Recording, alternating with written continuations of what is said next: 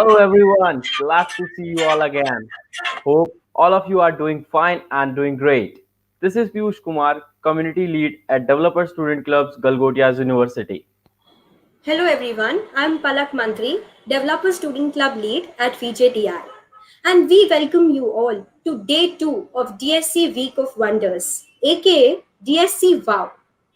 DSC WOW, a collaboration of 120 plus DSCs across India. We bring to you a week long event consisting of 4 days of workshops and sessions from industry experts and a 48 hours hackathon. To us, the developers and the tech enthusiasts, this is much more than a few workshops and a hackathon. It is a place where the imagination meets the technology of tomorrow. Thanks to all our sponsors, Scalar Edge, the title sponsor, Mysore Tourism, Platinum sponsor, Airmeet Platinum sponsor, Prithipali, the Platinum sponsor, and Appstone, the Gold sponsor. So, are you all excited for today's session? Yes, we Well, are. we we have an amazing session planned for you so that you can get valuable insights on various domains. Quickly walking you through the agenda for today. The agenda for today is Introduction to the Blockchain, which will be taken by Pranay Chauhan sir, Design and Thinking UX. We have Rohan Mishra and Charu Chowdhury ma'am.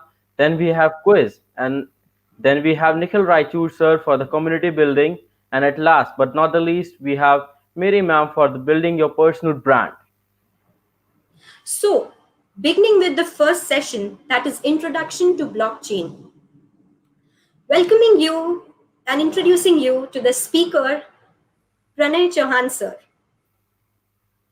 Pranay Chauhan sir is a freelancer, cybersecurity, and a blockchain trainer. He has 11 plus years of experience in academics and R&D. He's currently working as a trainer at ICAI. Welcome, Pranay sir.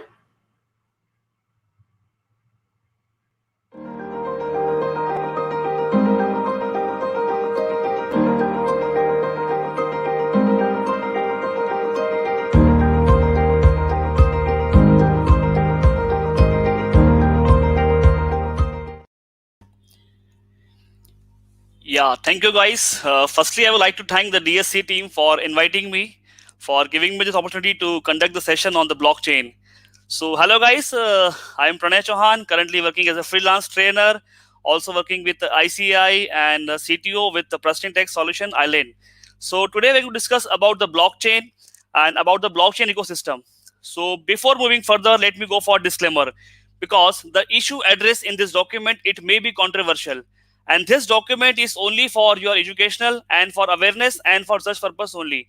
So please do not attempt to violate the law with anything contained here because neither the author of this material, means me, nor anyone else affected in any way is liable for your action. And we do not escape any liability for any loss or damage whatsoever caused in reliance upon such information or services. Because we will discuss about the cryptocurrencies and about the and also about the bitcoins and all. So that's why we do not escape any your loss for your damage for whatever cause in reliance upon your information. And the content of all slides, images shown here are just compilation of research work which has been done by various authors, various organizations, and we have taken the content from various blogs, research papers, from various articles, from various white papers, from various government reports and books and website. So, firstly, I'm not an expert. I'm just a learner, learning new things in the cybersecurity as well as in the blockchain space.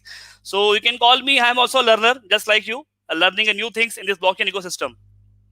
So agenda of our today's discussion basically will rely on these topics. We will discuss about the first of all about the need of topic, that why should we go for this topic, what is the need of this topic, and the issues with the system which exists now, and then we'll discuss about the blockchain, then about the cryptocurrencies, then we'll discuss about the DLT and multiple applications running on this blockchain and DLT platform. Then finally we will have some we will see some projects working in the decentralized platform. So first of all, what is this need of the topic? Why should we discuss this topic and why should we go for this topic?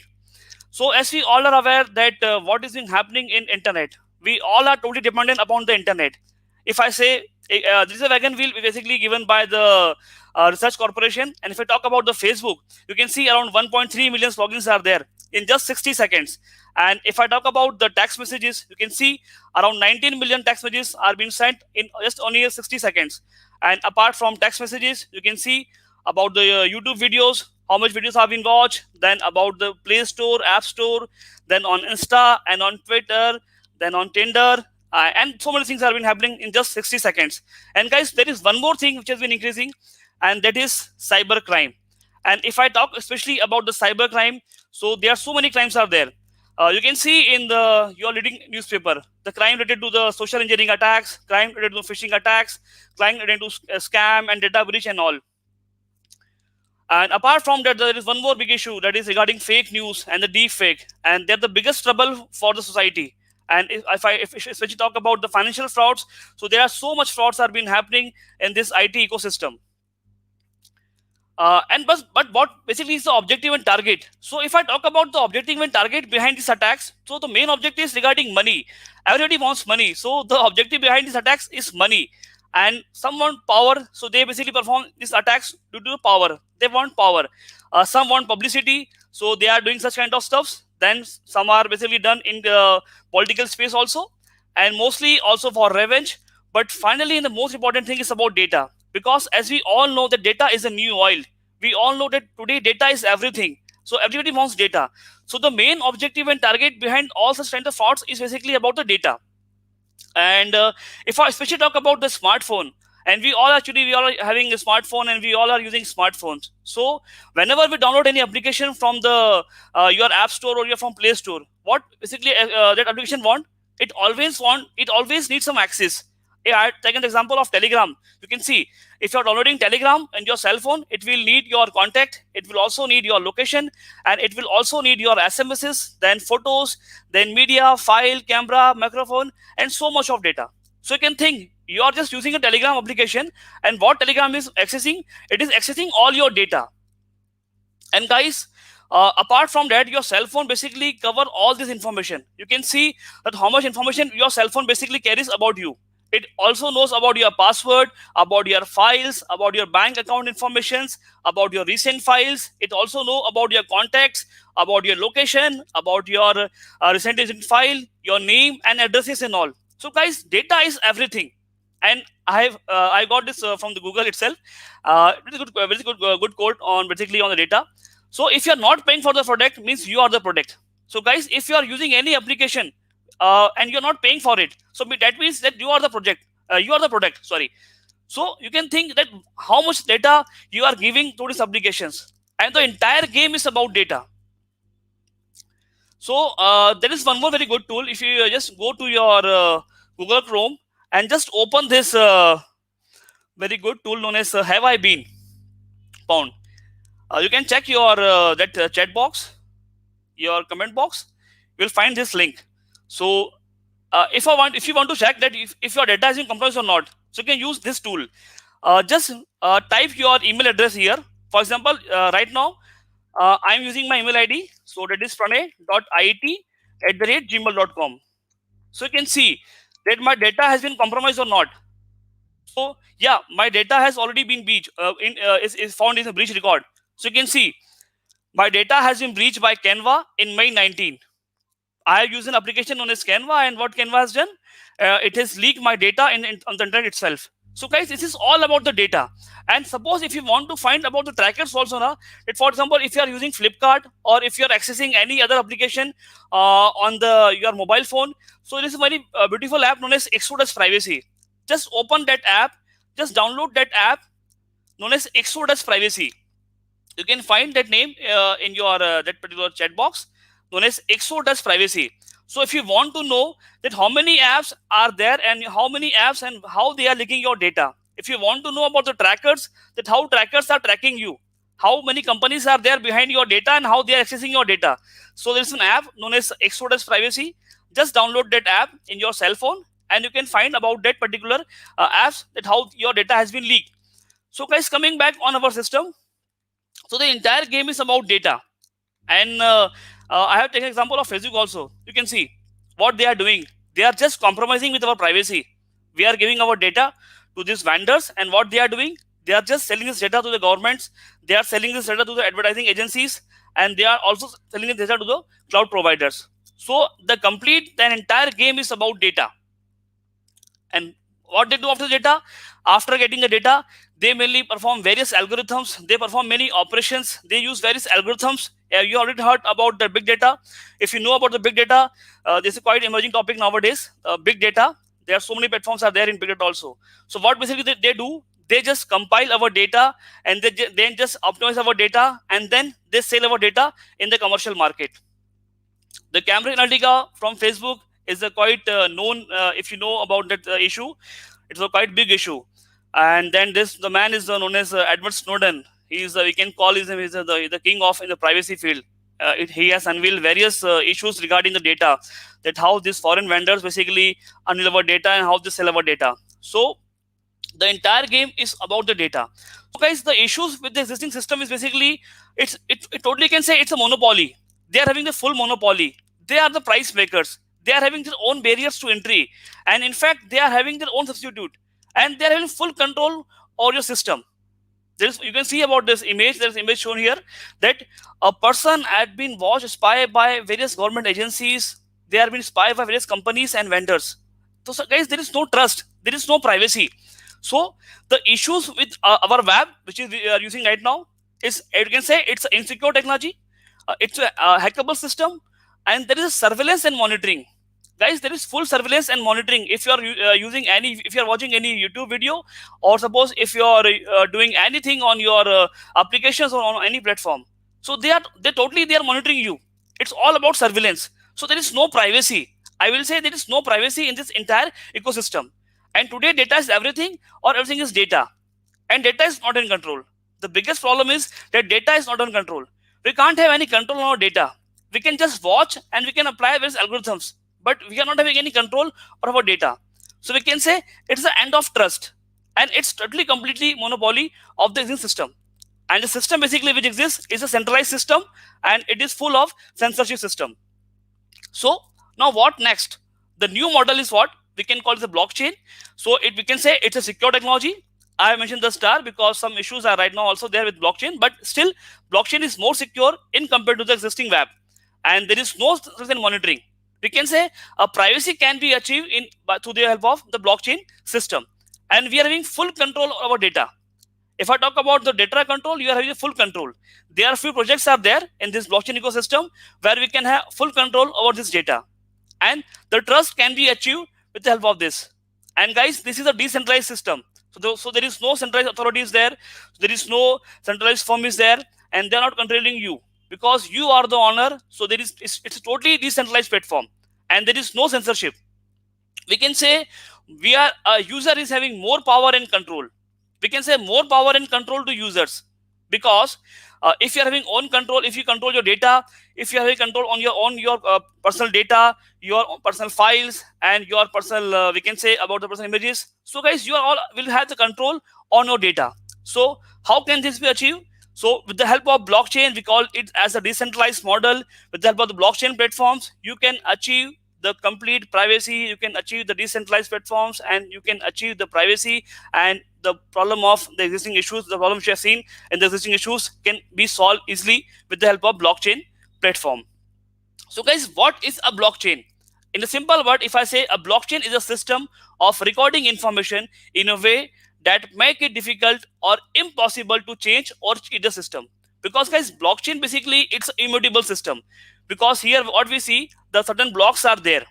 If you want to see the live demonstration, just open the domain known as blockchain.info. Please open that domain known as blockchain.info. Just open this domain known as blockchain.info, and you will find that your page has been forwarded to the blockchain.com explorer. So guys, here you can see this is the we can say this is the Bitcoin blockchain, and you can see the live simulation of the blockchain 1.0. So guys, this is a simple we can call it as a simple blockchain. The different blocks are being created here. Now we can say this is all about the Bitcoin blockchain. So guys, how the blocks are created? The blocks are just created after every 10 to 12 minutes. And blocks, what possibly blocks are, they are just holding the previous hash value of the other block. So guys, different blockchains are there. Totally there are around 1,000 blockchains are there. I think I'm not wrong. There are around more than 1,000 plus blockchains are there. And they basically, they all are recording your information, and they all are carrying your information, because it's a decentral, we can say it's a distributed ledger technology. So it's a type of DLT technology in which transactions are recorded with an immutable cryptographic signature known as hash. And we all know that what is the hash is basically. Hash is basically used to maintain the integrity or to achieve the privacy. So here in the blockchain system, it's quite safe and it's quite secure. There are certain advantages also there of blockchain. The first advantage is about transparency, because here the things are transparent. You can easily watch, you can easily monitor all your transactions, and in fact, it is more secure in compared to the existing one. Because guys, here actually in blockchain, the use of various multiple cryptographic algorithms are there, and they all are strong cryptographic algorithms are there. So it's quite impossible, or we can say it's quite tough for any hacker to compromise your data, or to break your data, or to breach any data from the system. So it's quite more secure in compared to the existing web, and it is more efficient, and finally you can achieve the trust.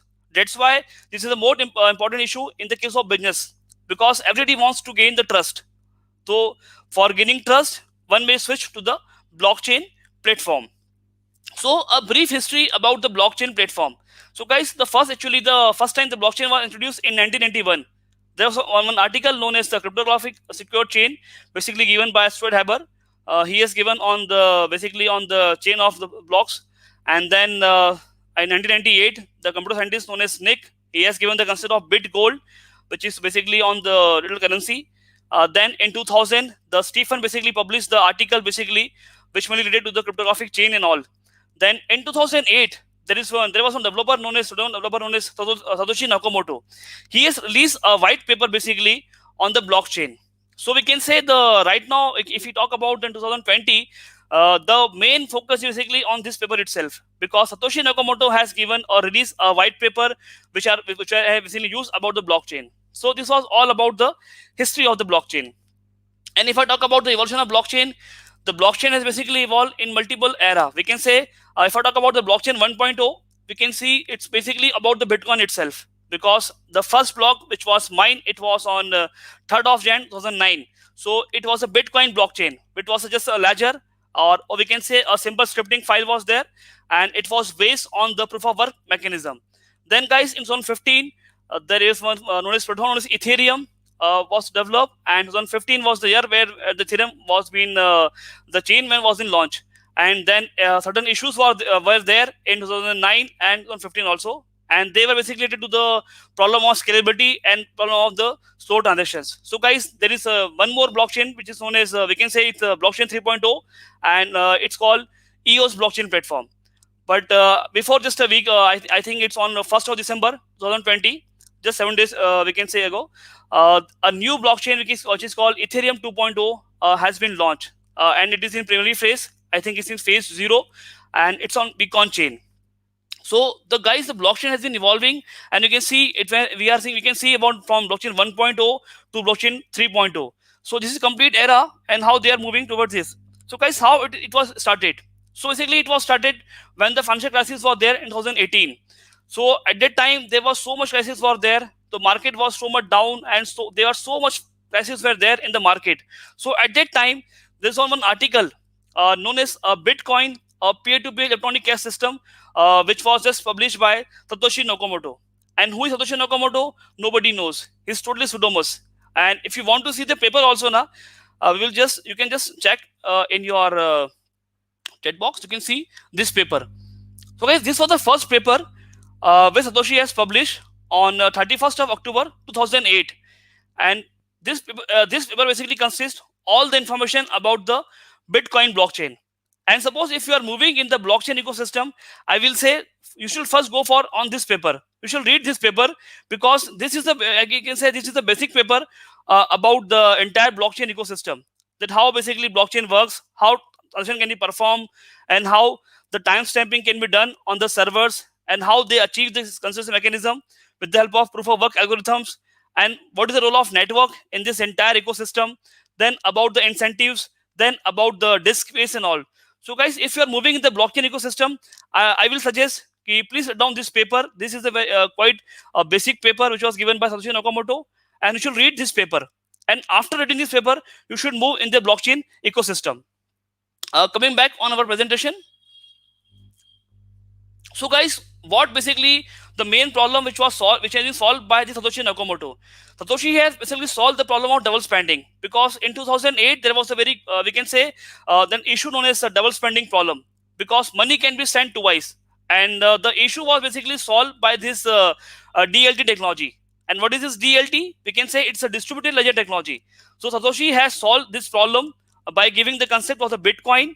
And basically we can say what is a Bitcoin? So Bitcoin is an application of blockchain technology. Bitcoin is not a blockchain. We can say Bitcoin is just an application of blockchain technology, because blockchain has certain eras. Certain eras are there in blockchain. So the blockchain first era, I already told you about blockchain 1.0. So basically it's totally based on this Bitcoin concept. So Bitcoin is the application of the blockchain technology. And how basically Bitcoin looks like. So when we search on the Bitcoin on the Google, you will find certain images are there, that one bee is there and one gold is there. But guys, this is not Bitcoin. We can see the Bitcoin basically it's totally a hash code, and it is totally based on the SHA 256 hash code concept. And what is this SHA? So SHA basically stands for Secure Hash Algorithm 256. And if I talk about the price of Bitcoin, because Bitcoin is also used by traders to trade in the particular market, we can say in the coin market. So a price of Bitcoin as on today is around you can see it's around 14 point we can say around 14 more than 14 lakhs. So guys, the price of Bitcoin you can see around 14 lakhs. 1 BTC equals to more than 14 lakhs. Now how basically Bitcoin works? So there are two types of keys are there in case of this Bitcoin blockchain. The first key is known as public key, while second key is known as private key. So if you are sharing your key with someone, we can say it's public key. For example, when you share your Gmail ID, so it's your public key. So when you're sharing your Gmail ID, so it's your public key. So here in the case of Bitcoin blockchain, the public key basically start with 1 and 3, and it is having 34 characters.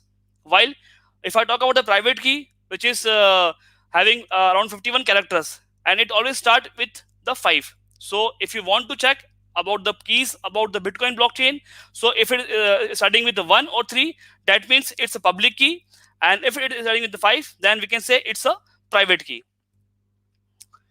So the important concepts in the Bitcoin blockchain. So guys, the first concept is distributed ledger. Here a common ledger is not there. We can say Bitcoin or a blockchain. I am talking about a public blockchain. I am just giving an example of public blockchains. So guys, here the public blockchains basically they are just totally you are using the decentralized nature, and they are having this distributed ledger concept. All the miners, all the nodes which are running and which are having their own blockchain, they will have this ledger. So that's why it is known as distributed ledger. Then the second concept is hashing. For example, if you want to achieve integrity, if you want to maintain the privacy, the hashing is the best concept. So here in the case of Bitcoin blockchain, the SHA-256 is basically used for the hashing concept. And apart from this, the symmetric key where only one key is being used, and asymmetric key where two keys are being used. It's the most important concept.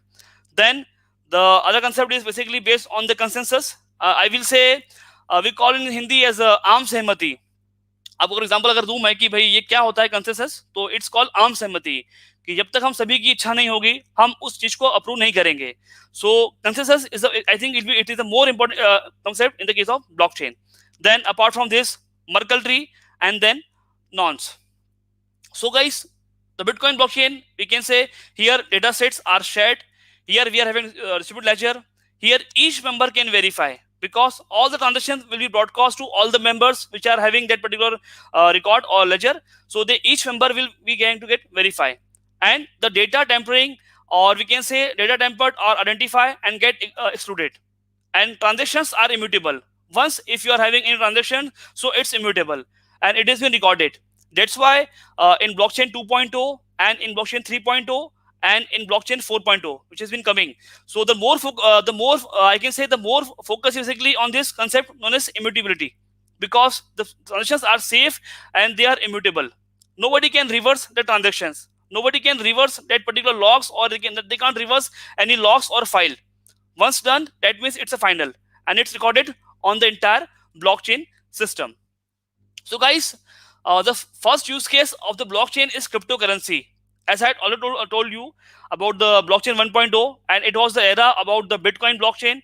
So you can just open, there is some very good tool known as coinmarketcap.com. You can see this basically app.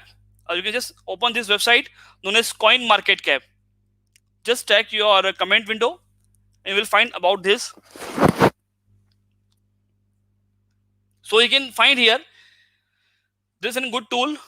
This is known as Coin Market, and in this tool you can see about all the projects which are being running on the blockchain, and there different blockchains are there. If I've told you about the Bitcoin blockchain, so you can see this is the first project, or known as Bitcoin blockchain, and just open this project, and after opening this project you will find the entire data about the Bitcoin blockchain. You can see here, you can just click on this website, or you can just click on the explorer, or suppose if you want a source code also, if you want to verify, you can just click on the source code. So here in source code you will find the GitHub repo and links are there, and you can just open this and you can just check. And apart from this Bitcoin blockchain, suppose if you want to work on the other platform, so the second platform, which is blockchain 2.0, we can call it as a Ethereum blockchain. So for example, if you want to explore more about the Ethereum blockchain, so you can just open this website, and you can just scroll down and you can just see about the websites, about the explorer, about the chat, about the source code. And suppose if you want to read more documentation, if you want some documentation, you can just open on this technical documentation. So guys, I think there are around more than 1,000 blockchains are there. So you can find about the entire detail about all the projects running in the blockchain ecosystem. You can just open this website known as CoinMarketCap, and after opening this website, you can just click on any project which has been running on the blockchain. So guys, this is the best website, or I can say this is the best tool if you want to learn something new in the blockchain ecosystem. Just open this website known as CoinMarketCap. Basically, it's for the traders, but if we are not discussing about the trading and all. So if you want to see the source code also, you can just open this website.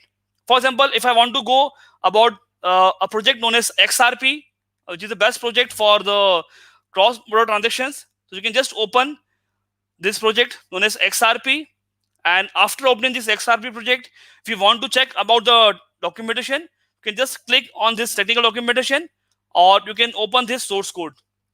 So if you want to run your own node, if you want to host your own blockchain, if you want to own your own system, and if you want to read more documentation, you can just open this website known as CoinMarketCap, and you can see about the different projects which are being hosted in the blockchain. So guys, this is the website where all the coins are which are being traded in the blockchain ecosystem. And after opening this website, you can just click on any project, and you can see about the source code and about documentation, that what basically a project is, and about the basic, you will get the basic idea about the project. And suppose if you want to work in this blockchain ecosystem, and if you want to read the source code, if you want to read some smart contracts as well as, you can just open these projects and you can explore more about the blockchain platform. So guys, coming back on our presentation, the applications of blockchain. So guys, there are different projects are there. I think they are around, if you want to go for the secure web browsing, there is one project known as Brave. So let me simulate. I'm also having this simulation. This one. Just check your comment box. You will find this tool known as brave.com. Just open this website known as brave.com. So guys, this is the we can say this is the platform for browsing. This is a blockchain based platform. So there are multiple projects are there, because it is almost around 10 to 12 years are there in the blockchain ecosystem. So lots of projects are coming, and so many companies and so many vendors are there, and this it's working in the blockchain ecosystem. So this is a project known as the Brave project, and this Brave project basically it's based on the browsing.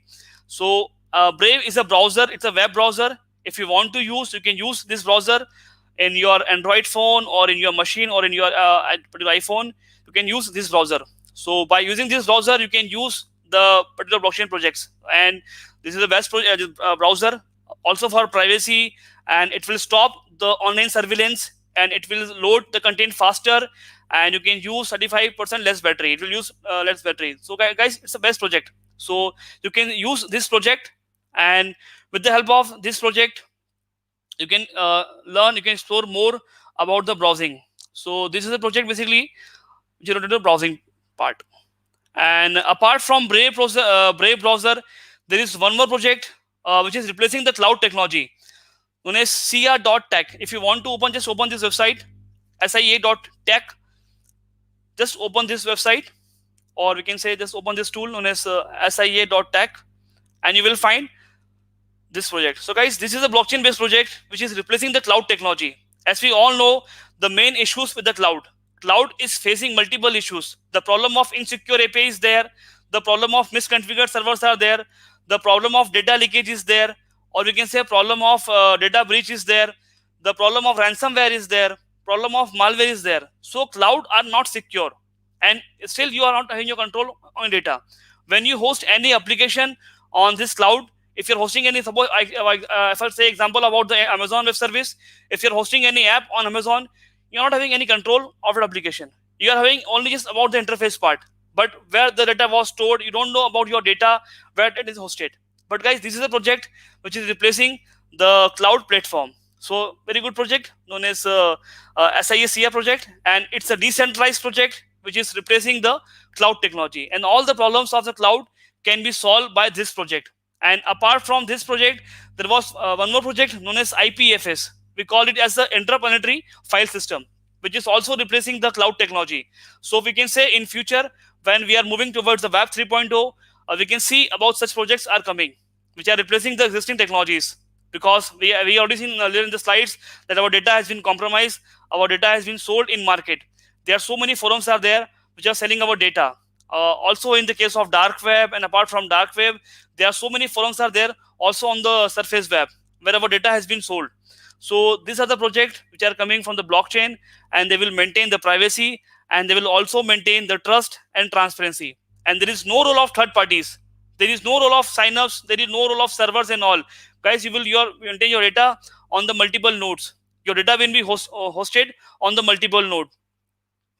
And till date, they have hosted around 2 data.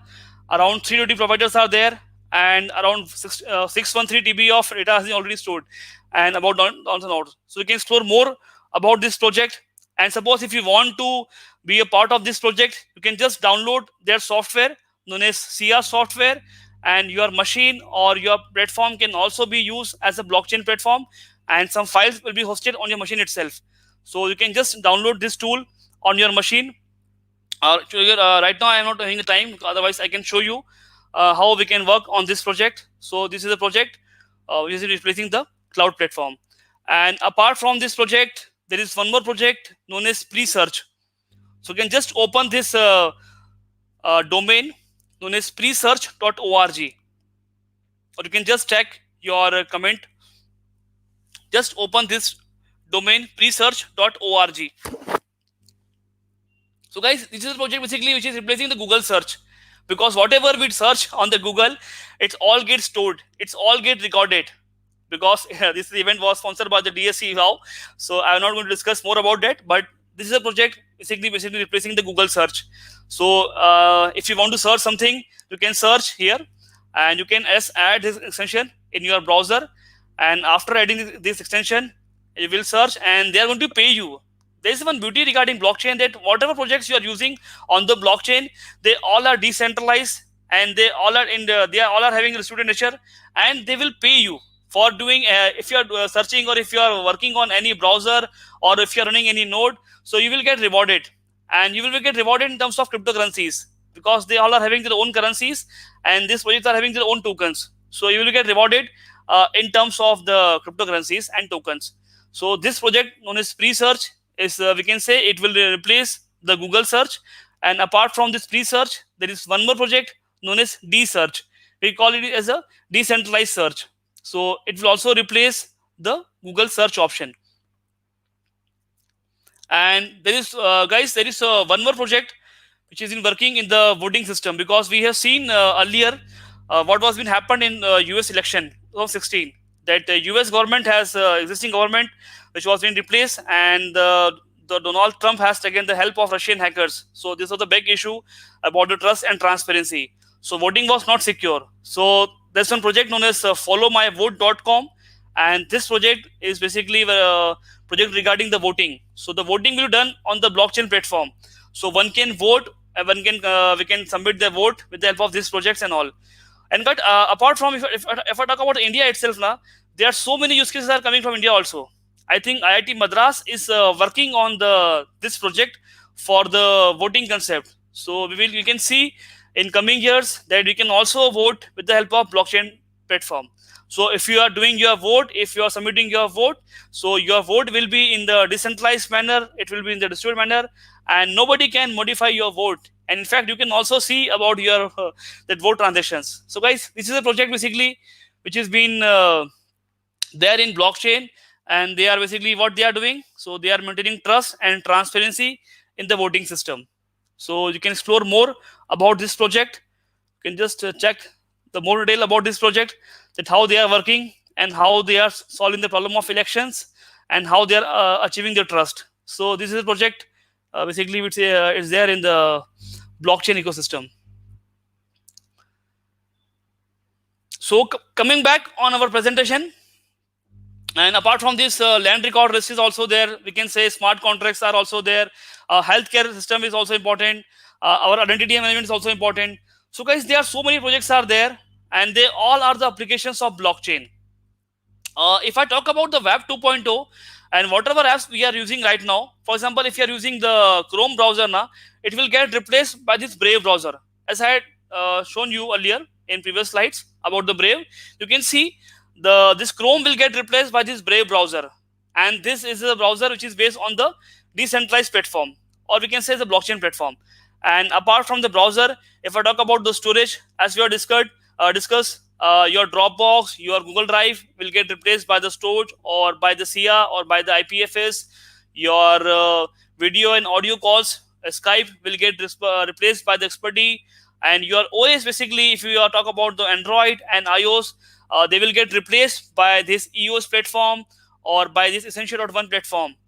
And the most important, the social media, because the Facebook and what they are all are doing, they are just selling your data. There are so many allegations are there on the Facebook and on this Twitter itself, because they all are selling your data. So this project will get replaced by the Steam IT project, Steemit project, or by the Akasha. And about the messaging, whatever you're doing in the WhatsApp, all your data again recorded, it will get replaced by the status. So guys, these are the projects which have been coming in this blockchain ecosystem. Or if you want to explore more about this project, you can just open this one more tool known as dap.review. So you can see your chat box. Just open this tool known as dap.review. Okay, this is a platform basically which is where all the decentralized applications are being hosted. Dap.review.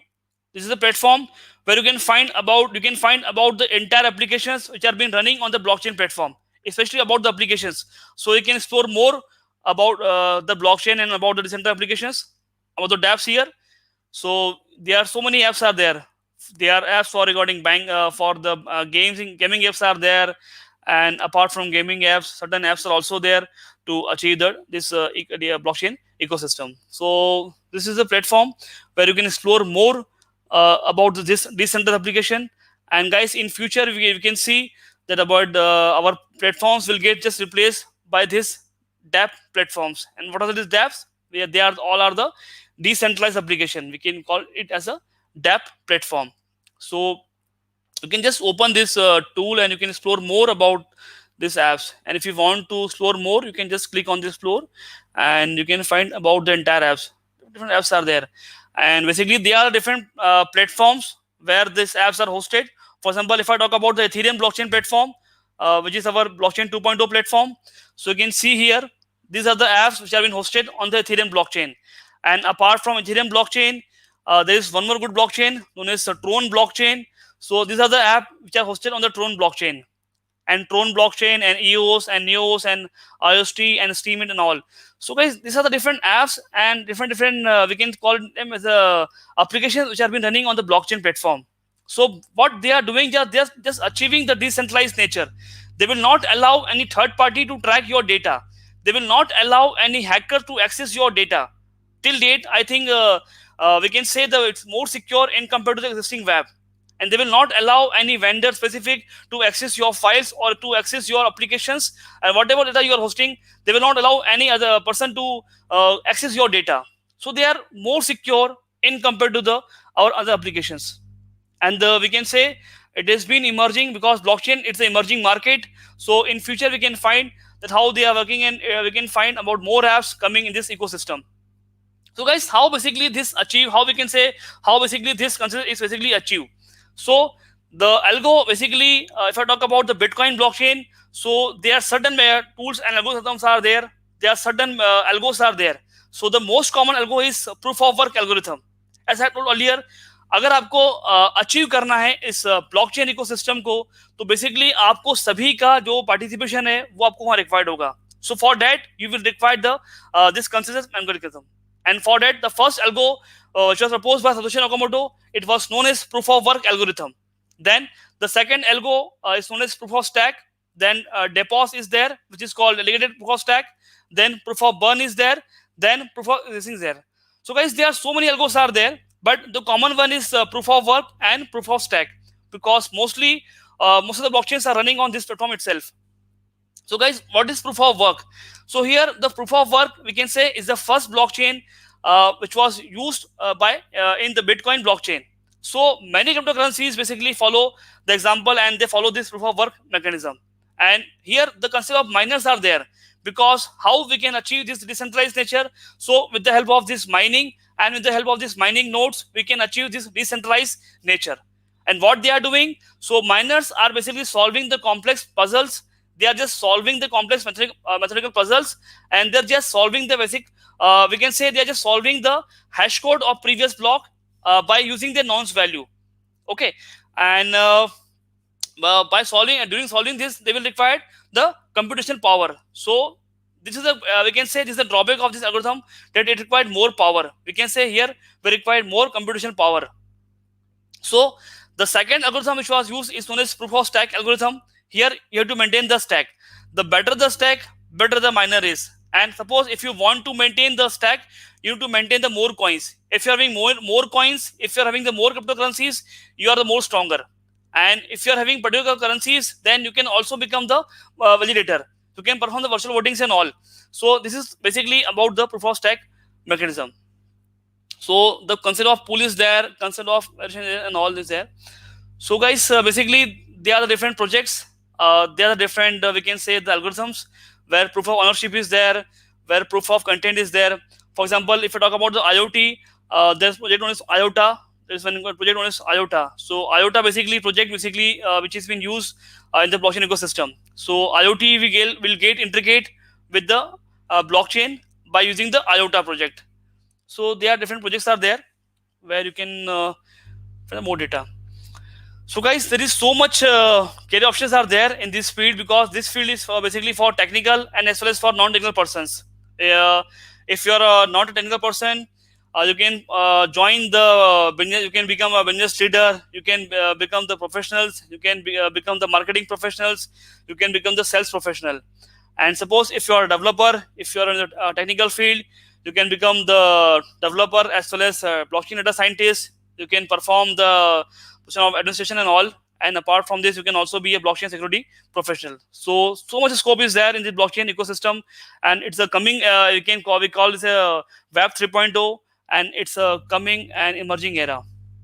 So guys, this was all from my side, because I actually given the time of only about 40 or 50 minutes. So any questions regarding this blockchain, because I have covered most of the topics. Because of time constraint, we have I was very fast. I know I was very fast. So if you're having any questions, please ask. So yes, sir, we do have some questions from our audience. Yeah, ma'am, sure, ma'am. So the first question is blockchain a career option? Yeah, Is there? Yeah, it's there. You can. I told in the PPT also. If you want to become a professional, you can do this. If you're a technical person, yeah, there are many options are there. You can become developer. I told you about that Ethereum blockchain, the blockchain 2.0. Ethereum is the best platform. If you want to work in the public blockchain platform, you can start working on the Ethereum blockchain platform. And suppose if you want to work in a private blockchain platform, you can go for the Hyperledger. This is the one more platform known as Hyperledger, and R3 Coda is there. And if I talk about the Indian ecosystem, so many companies are coming with it. Infosys, TCS, and Accenture, and all. They all are coming with this as an option. So you can join this particular courses on the YouTube itself, and you can become a developer. Apart from this, scientists also there. You can also become the architect in blockchain. And if you're not technical, you can just join as a business leader or as a healthcare professional or as a marketing or sales professional. So it is a quite emerging field. And you can just check it. More detail about it. Right, sir. Agreed. We have a next question also. Yeah, Uh, is Bitcoin legalized in India? Please give us yeah. some tips and how to start with blockchain in startup or business point of view. Yeah, if I talk about the legacy matter, earlier in 2018, it was been banned by the RBI. There was one, and I think its date was April. In April 2018, Bitcoin was been banned in India. But this year in March itself, I think the date was 6th of March 2020. The RBI has removed that particular amendment ban. So we can say it has not been banned or it's not been legalized. So we are in middle. अभी legal भी नहीं है और अभी illegal भी नहीं है. So some exchange are Right. there in India. So it's just in the middle of phase. Illegal भी नहीं है और legal भी नहीं है. So but ban को remove कर दिया RBI ने. So if you want to do trading, you can trade on this platform. There are so many exchanges are there. If I talk about India, the platform is WazirX is there and CoinDCX is there. So you can trade on this platform. Okay, Right. we have a next question also. Who takes actions against them? Is there a law for that? Please, anybody. Law regarding Bitcoin cryptocurrencies. So, laws regarding data privacy violations. Yeah, if I talk about the Europe now, because in India there is, I will say, still we are struggling for the privacy law. Till date, we are having the IT Act known as IT Act 2000, and one more act known as IT Act 2008. So these basically laws covers one. There is one section is there known as Section 43 for privacy, but still these companies are selling our data, and there is no law for privacy. But we can expect there is one ordinance is there in our parliament, and it is known as Indian Draft of Privacy, or we can say Privacy Protection Bill. So one bill is there. So I hope this will pass in coming years. But still we are waiting for that bill. And till date there is no strong privacy law. But if you're in Europe now, if you're a European student now, you will find the law known as GDPR, which is stand for General Data Protection Regulation. So that law is for Europeans, and for US citizens, they are also having their own law. But in India, we are struggling for data, and this all foreign vendors are selling our data at very minimum cost. You can check on the that Onion forums. There are so many forums are there, and you will find your data is there, and not only your personal data, also your financial data, your banking details, your card details, and your passwords also. So in fact, all are being sold on this multiple forums are there. So in India, we are still struggling for that law, and we have to wait more about that law to come in India. So I hope we'll see the law. Yeah. So, Right, so, sir. so. There is a So, the question. next question is, as a beginner, how can we start learning blockchain? Any resources that we can refer to? Yeah, as a beginner, I will suggest first of all you should go for the need of topic. And I told you now that why should we are moving in this space now, because the problem of data is there. You can see the entire game is about data. As I told in presentation also now, the entire game is about that particular data. What their vendors are doing, they are just selling our data at minimum price. Although laws are there, things are there, but still they are selling our data. So if you want to start now, just start reading that paper that I told you. You can just check that paper, this paper, Bitcoin, peer-to-peer electronic system. You can start storing from there. And if you want to see the code now, there is one very beautiful tool known as etherscan.io. If somebody can post it, etherscan, Yes, sir. ether, etherscan.io. You can just open this website, this tool, and you can see about the smart contract. So start reading the blogs just start reading that Reddit forum. I will say just join the Reddit forum. There are so much. There are many forums are there. There are many groups are there, and in LinkedIn itself, you can join me on LinkedIn. And apart from LinkedIn, you can join on Reddit. So many channels are there for blockchain. So just start exploring this platform because this is an emerging market, and we'll find that in coming years it will replace the existing web. That's why we have called him as a web 3.0, because it will replace the existing web and existing technologies. So just start reading the articles on the Medium, or just start reading articles basically on the digital scan if you want to go for a smart contract or the code, and just start reading and start exploring more on Reddit and LinkedIn. So, or do you find automatically you find the solutions and you will get more deeper and deeper in this? Right, sir. So, sir, this question has been quite a demand in the comment section Yeah, about career in Hyperledger Fabric. yeah. Because actually, guys, actually, basically, I am from public blockchain platform. That's why I have not covered that Hyperledger part. But if I talk about the Indian ecosystem, mostly many vendors are working in the Hyperledger fabric. So if you want to learn more about the Hyperledger fabric, I will say you can just join the courses on the YouTube, or you can just join the so many few courses are there also on the Hyperledger, because it's from Linux. So you can join and you can explore more about the Hyperledger. Because in Indian market now there is more demand of Hyperledger, because basically, guys, I am from public blockchain platform. That's why I have not covered the topic. But Hyperledger Indie and Hyperledger Fabric is quite good for the Indian developers. And if you want to learn more, you can just more about that hyperledger.org. And so many forums are there, so you can explore more from that forums and all. Sure, But I sir. will say instead of going for Hyperledger, I should go for the some other projects. So some few more projects are good, more projects are there, and because nowadays the things have been changing.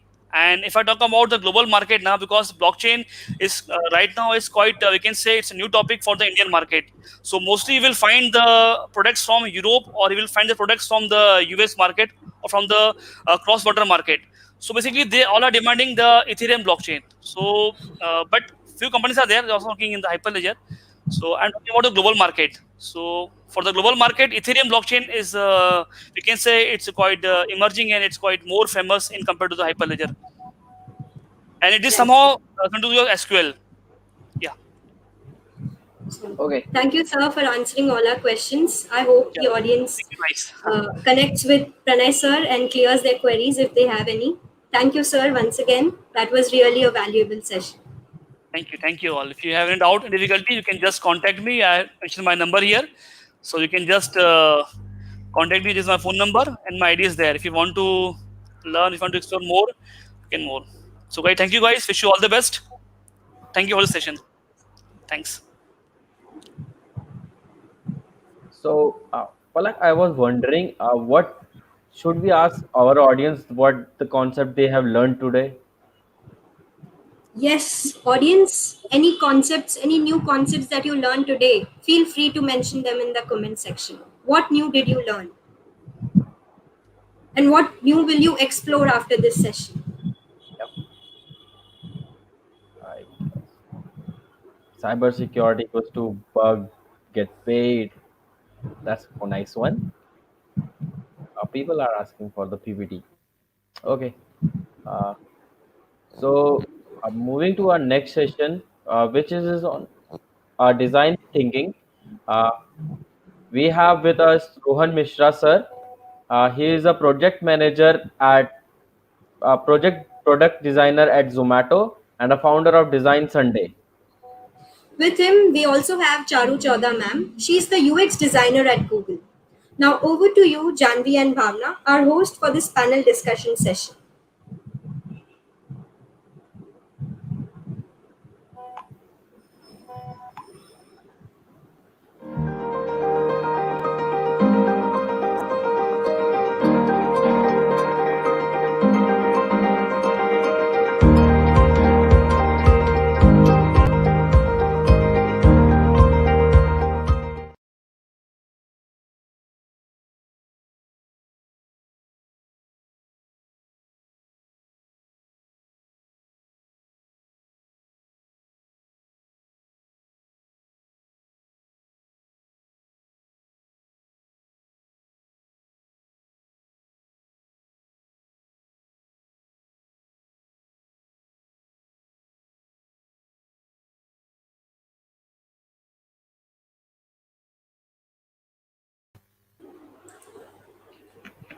Well, Piyush, I had a doubt before we start with the next session. What Yeah, about this hackathon? DSC WOW is about the speaker sessions and the hackathons. So, how are we going to go about the hackathon? like you can join our Discord channel, and if you are don't have a team, then you can join our team up channel. There are, I guess, today is Among Us night also. You can play games with us. That like last night we have couple of rooms too. Like I guess I was also playing in one such a room, and that was quite much interesting. And after the Among Us night, I have tweeted too about it. So yeah, Right. So, guys, if you haven't yet registered for the hackathon, you can still register. The registrations are closing on the 10th of December. The hackathon is on 12th, 11, 12, 13 December. And the team size is 2 to 3, minimum 2 and maximum 3 members. So, make sure to participate in the hackathon with your team. and don't forget to tweet as well. We have such uh, good goodies to give also, and it will Right. be retweeted by the official DSC WOW channel. And one stop resource for all the hackathons and speaker sessions is the Discord server of DSC WOW. You can check the Discord server link in the description. Hey, So that is a Palak, I was yes, having Piyush. a question. Do you redeem your badge for DSC WOW and shared on social media? Well, I have done that, but let's see if our audience has done that. Get your WOW badges and make sure to tag us on all social media handles. You can get the WOW badges at dscwow.tech. So I was wondering, we have a blockchain session. What insights do you got from it? Like how you will be pursuing blockchain after Well, learning? blockchain is an emerging technology, and I myself would like to explore more about it. And as Pranay sir gave us the resources, so many links that he provided, we can definitely go over it and start a career in that. So I'm Yeah, quite excited about blockchain. me too. After going learning blockchain, then I'll go for privacy AI. That will be much Right. more exciting because yesterday session also in we have a session on privacy AI where the differential Correct. privacy was there. So how Right. you learned from it? Well, I'm just trying to follow what Pranay sir suggested, and let's see how it goes about. Okay. So, are there any fun activities which are lined up today? Like, I am quite really into it. I want to. Yes, we have a contest alert for all of you guys. We also have a quiz, two quizzes planned for you. One on the YouTube channel itself and one on Discord at 8 to 8:15. So make sure to participate in the quiz and get your prizes. Okay. So are we So, ready to begin with the speaker session? Are you yeah, all excited to move to yeah, design thinking? I am really excited because yesterday session was quite interesting.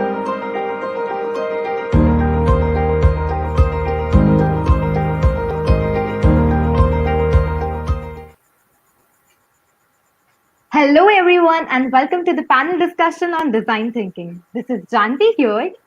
And hey, this is Bhavna here. And we are having speakers from Google and Zomato all the way for you. To go ahead with our panel discussion, please welcome Ms. Charu Chaudha ma'am, UX designer at Google, and Mr. Rohan Mishra sir, product designer at Zomato. Welcome, sir. Hi, thank you so much for the introduction. I'm so happy to be here. So, sir, we would like to know, and we are very much curious about this, the one Mhm. thing that has always inspired you for designing, or the one principle that you always follow and that has led you here.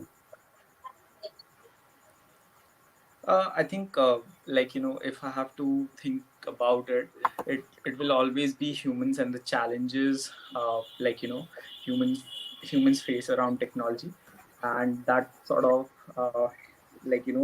motivates me to get up every day and show up and solve some challenges. So that has been my one thing.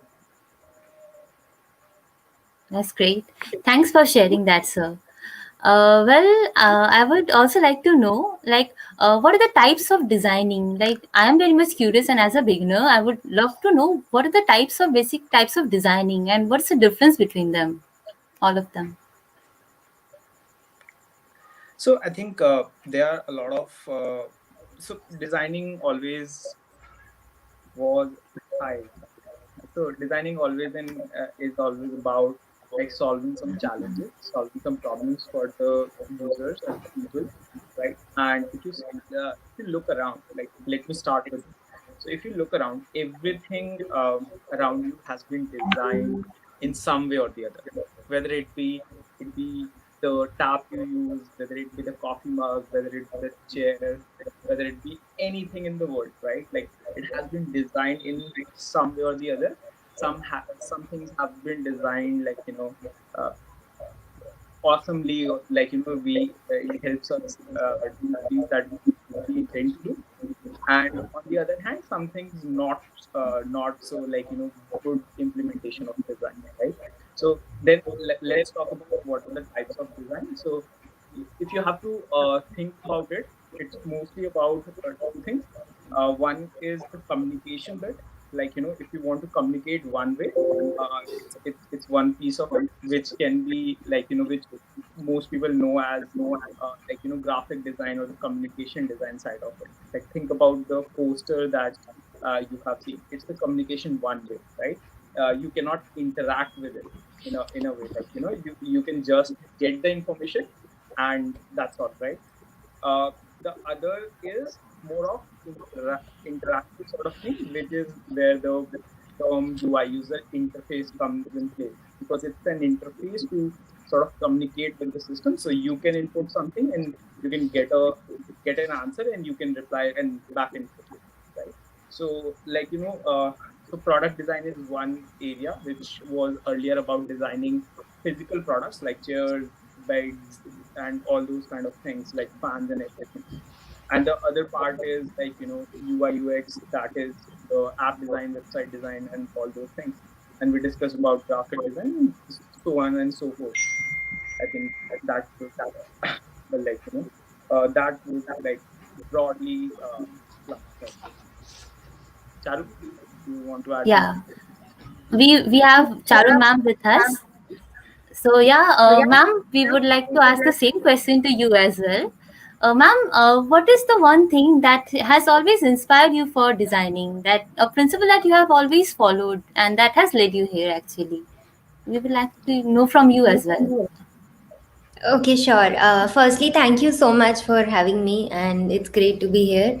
Um, what has inspired me is I've always been very inclined towards creative fields, so that's how I'm here. And yeah, I've always loved doing creative kind of work. But I think one thing which I've always followed, which has made me like better and is like I always treat feedback as like a very important thing. Like as we say that feedback is like a gift. So whenever I take feedback very seriously from everyone. I mean not like everyone, but whom I know that they're giving valuable feedback for me. I try to basically seek feedback on the work I've done on from the people I admire. So that is, I think, been very valuable. Thanks for sharing that, ma'am. Thank you, sir. Yes, thanks for sharing that, ma'am. Skill is something which everyone can acquire, but creativity is something that should be from within. So, according to you, what steps can a person follow to imbibe a good design sense in them? Charu would go for it. Sure. So what you said is yeah, I think we should definitely treat creativity as a skill which can be improved. It's not something which, like, we have this myth at times that creativity is something you're born with and you cannot improve it or you cannot get it. But it's absolutely wrong. I think like I've seen that in earlier times, people used to think that all the writers and the poets have their this like one moment of like where they get this idea which is life changing, but that actually never happens. It's actually a process which we follow. There are tons of ways of improving it. There are tons of books on creativity which you can read, but like I think it's more like you follow certain process to improve how you can generate better ideas, how you can be more flexible, be more open, and basically be more creative in the work you are doing. Generally, like don't go with the first like if you're trying to solve a problem, if you're trying to generate an idea for about a project or something, don't go with the first obvious thing which comes to your head. Like we had this professor in our college who used to tell us that like throw away your first 20 ideas and start picking up your 21st idea. That is where you actually start being creative. So yeah, that's what, like you have to work on it, and it's like a process, I believe. So yeah. Great. Rohan sir, you Uh, would like to share? Actually, I was like, I was the guy who used to think I'm not so creative, and right now I claim that I'm the most creative person in the room. And how that has happened is to, like, I've got so I've taken so much feedback from the people who I work with, and that all, I think, getting better at creativity is all about quantity and not so much about quality, right? Like if you practice you will get better at it, right? And creativity is also, in a way, now I know that it's problem solving and not just random stuff, right? So I think feedback has helped a lot, and constantly trying to do better than yesterday, and that's what sort of was my one. Thanks for sharing that, sir. Thank you, ma'am. Thank you, sir, for those. There are usually two ways a designer can go ahead with a design. One with a minimalistic one, usually, and the other a bold or a more complicated one. Both of which may have its own pros and cons, but I was thinking, how can a designer decide which one to go for in a particular task, anything, respectively, like? How can a designer decide which one he or she should choose? uh, in between the design, a more simple one or a complicated and a bold one that pops out with more details and all. Yeah, Charu ma'am, you can start with it. Sure. So okay, what you're trying to ask is what is the approach which one should take, right? I think like there's no one right approach. It depends on what you're trying to work on. Sometimes, although it's very rare, but sometimes actually, like what you're saying is like, do we go with a simple design or do we go with a complex design? Uh, it's pretty obvious that simplicity works the best, like we all know, but at times it doesn't. And also, I would want to, like, I would say that first take a pause and think like what is it you're doing. Like are you making a logo, are you designing a screen? And think about the context, what is it, and then think about, okay, what is the approach I want to take, simple, complex.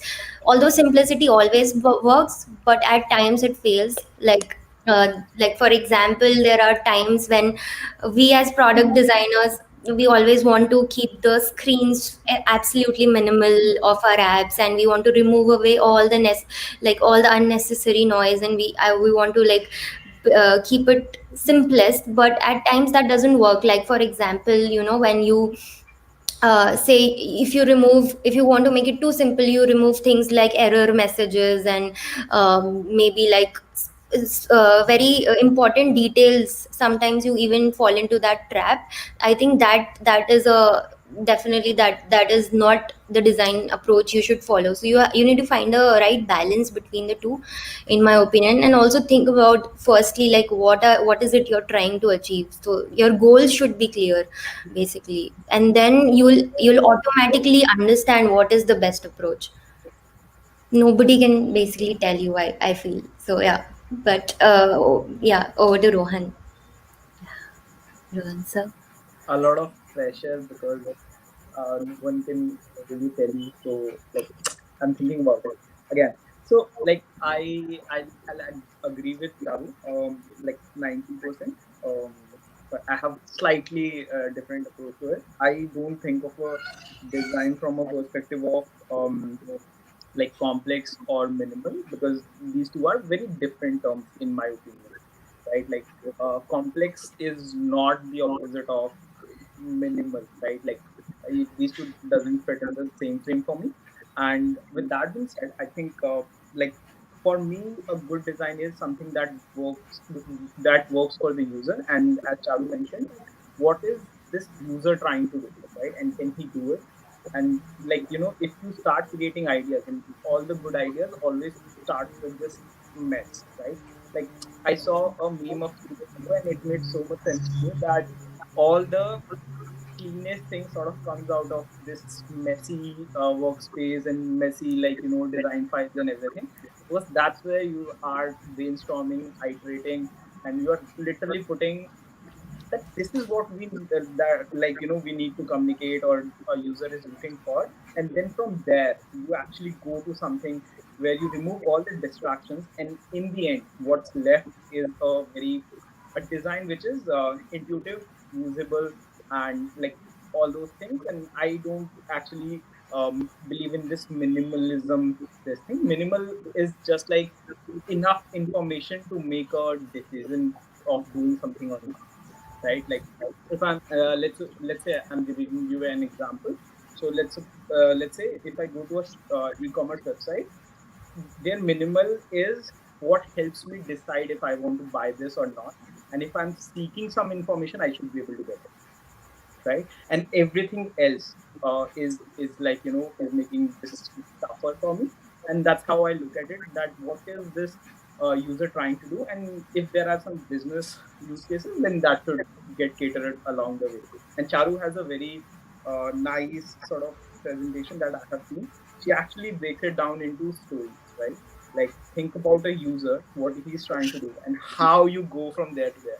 So we both are very like this promoter of storytelling in design. And what that gives us is what is the motivation this user has, and are we helping them do it or not? Like uh, that's the criteria for me, like evaluating a good design or a bad design. And minimal design is just like as I explained, it should help user make this like decision. That's all.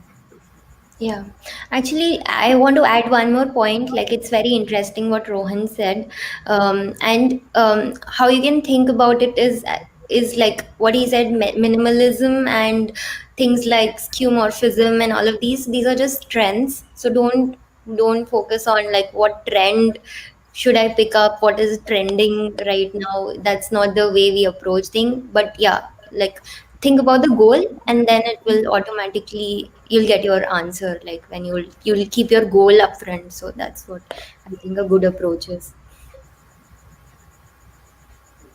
Yeah. Thanks for sharing that, Taran ma'am.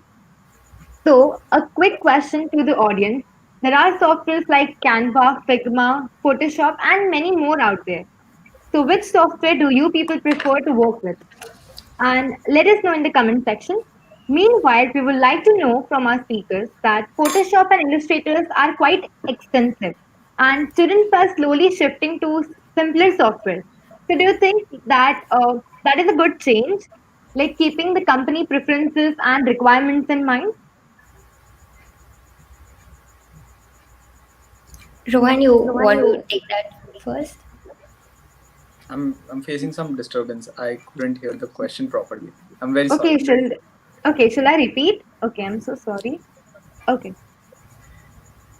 So, like, Photoshop and Illustrators are quite expensive these days. So, like, many students are slowly shifting to simpler softwares like Canva, Figma, which are like people can able to like do any kind of craft in that, like any design they can easily make on that. So, do you think that it is a good change keeping the company preferences and requirements in mind? Okay, so like I think like again going back to the same thing that I generally don't start designing on Figma, right? For I'll show you I have notes I have notebooks filled with ideation. It's nothing. It's rough ideas, and I'll tell you tools are not the first thing I focus on. But then again, if I have to go for a hypothetical thing, I would definitely prefer Figma or something. And now a lot of software has made it very easy for people to actually go, go from ideas to the final thing, right? Like it's I remember I made my first UI in Illustrator, and people who know people who are using Sketch or like XG or Figma, guys, this is a blessing, by the way. Uh, for one scene, minimum, it used to take 2 hours of time to getting everything in place, and it was so slow. I can't tell you, Charlie knows the pain.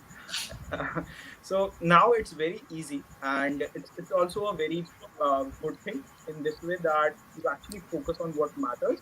It's actually you think about the user experience, you think about the stories that the product is telling, and not so much about how the this idea converts into the final sort of visual, right? So I think it has good this good side of it to it, and I think people are adopting to it really fast. Taru can share more on this. Yeah, actually, yeah, I feel like suddenly I feel ancient also, because when I mean, I also started, like, we started working on Photoshop first, and it was a very, very old, like, gray looking version of it. And eventually, yeah, then I upgraded to Illustrator, and it was a pain to work on it. But I actually also, since I started on that, I still have a very like a soft corner for those softwares, and I have interned in Adobe in my initial days. So yeah, that's why I do. I totally understand, like, when as a student you want to, you're very excited about learning a software and you want to start with it because it gives you a certain amount of confidence, right? Like, you can make what you're thinking of and everything. So it does, like, give you some certain amount of confidence. But as Rohan said, like, don't focus all your energy into learning a software, because tools change every year. Like, probably when we started working, there was no Sketch. Then Sketch came in, Figma, and now we have tons of tools. So they're gonna change every year, and like now even we don't know. Like, every next 6 months we're gonna have a different tool. So focusing a lot on tools will, of course, will not be sufficient. So yeah, maybe some amount of it is learning the tool, learning a software, where these days I suggest Figma. You can do everything. They have, like, a lot of flexibility in terms of you can do graphic design to even create prototypes and all that. So, and create libraries, design system, a lot of things you can do on Figma. So I would recommend, yeah, you use Figma. It's free also, I think, for students. But at the same time, that's not the, like, main thing. Softwares are secondary, ideas are primary, what your concepts are primary. So yeah, I also personally like, draw a lot, and like, even like we start things from whiteboard. So even those are good tools to start with. But yeah, I hope that answers your question. Yeah. Thank you so much, Thank sir and ma'am. Thank you so much. Thanks for sharing your software priorities and about your journey, how you started and all. So, as a beginner, I myself as a beginner in designing, I am very much eager to know, like, what are the common mistakes people usually face while designing when they start their journey? What are the mistakes or the struggles they usually face? Please, uh, Rohan, ma'am. he's Yeah, smiling. go ahead. I think so Charu, I'm going first. Very sorry. So I think I actually am in touch with a lot of these people who are just starting out, and one of the things I like to do is give them the harshest, I should say, meanest feedback, and and that's because I think you have to get this very early, you have to learn this, that feedback is a gift, as Charu already mentioned, and you should and again, the point is not that you should accept all of it, right? Accept and discard on the basis of like what you think and what your users are telling you, but getting attached to your like you know first product, or like your product as such, or your design, is something that is going to hurt you badly. Not taking feedback and building something for yourself is like, yeah, these are the three things that like most designers do. And like, you are not your user, right? You know tech, your users might not, right? And that's I think these are three things that I see, like every designer, like are making these same mistakes, right? And they should learn not. Yeah. Um, I think, yeah, that's really that's very well put. And what I want to, I mean, if I think back and what I have for about my journey and of how I see students these days, I feel like there are like one major thing which I felt like if I would have learned earlier, I would be like doing much better. But I feel is like being more open earlier in your career, like just like your attitude should be to be more open. Like when I say be more open, I mean in a few things. Like for example, one is of course like be able to take criticism, feedback openly. Like don't be scared about showing and showing your work, sharing your work. Be open. If even if people are giving you criticism or feedback, that's actually very important, and they're spending their energy and time into you, so you should take it in a very positive way. Like I used to not take criticism in a easy way earlier. And so I think that is one thing. Second thing is of course like not being being open about changing what you're doing. Like sometimes you are doing so one, you're going with one idea, and that you find out that doesn't work through research or through testing, or in through some other ways. You should be open to change it. You should be open to work on something new. I think being open. And then third, like being open to learn, because as I said, the tools are going to change. Technology keeps on changing. Like in our field, everything is changing rapidly. Like devices are changing. We never started working on phone screens which we have these days, right? Like all of these devices are new, softwares are new. So you have to be open to learn always. I think these are the set of suggestions I'll give to anybody who's starting out in design. Thanks for sharing these insights, sir and ma'am. As a designer, I'm curious to know what are some of the key steps to start a career as a graphic designer or start a freelancing, I can say. Like the hiring process in short. Like, Right. yeah. Rohan, do you want to take this? Okay, sure. I'll go first then. I think, yeah, I think when you're starting out, you might have probably heard, if you have just even like searched on Google, that like what is the first thing you will need. It will always say have a portfolio. So that's definitely like very important for us. I think sample of your work or portfolio, at times like students have this confusion. Oh, I haven't done any work, so what will I put in a portfolio in the first place? So I think a good place to start with it is do some like what we call as self-initiated projects, or like just like take assumptions and create something. Just do a self-initiated work which is not provided by a client or anybody, but you just want to demonstrate your skills and your basically, your how you can approach things, your design thinking. So put that in a portfolio, that will help. That is definitely a good starting point whenever you reach out to, I think, hiring managers in any company. If you want to apply for internships, or if you want to get work, I think like first trick is show and tell. So just show your work and it will tell your story. But of course, then be able to talk about it. It should not be just, like you've just made it for the sake of having all these things. Thoughtfully, I think, put projects which you thoughtfully have worked on. Yeah, that I think that is a good starting point. Uh, so Rohan sir, I have also like heard, like I'm also curious to know that did you combine with anyone to, like, for the recruiting process, like for hiring anyone for like your company or something like that?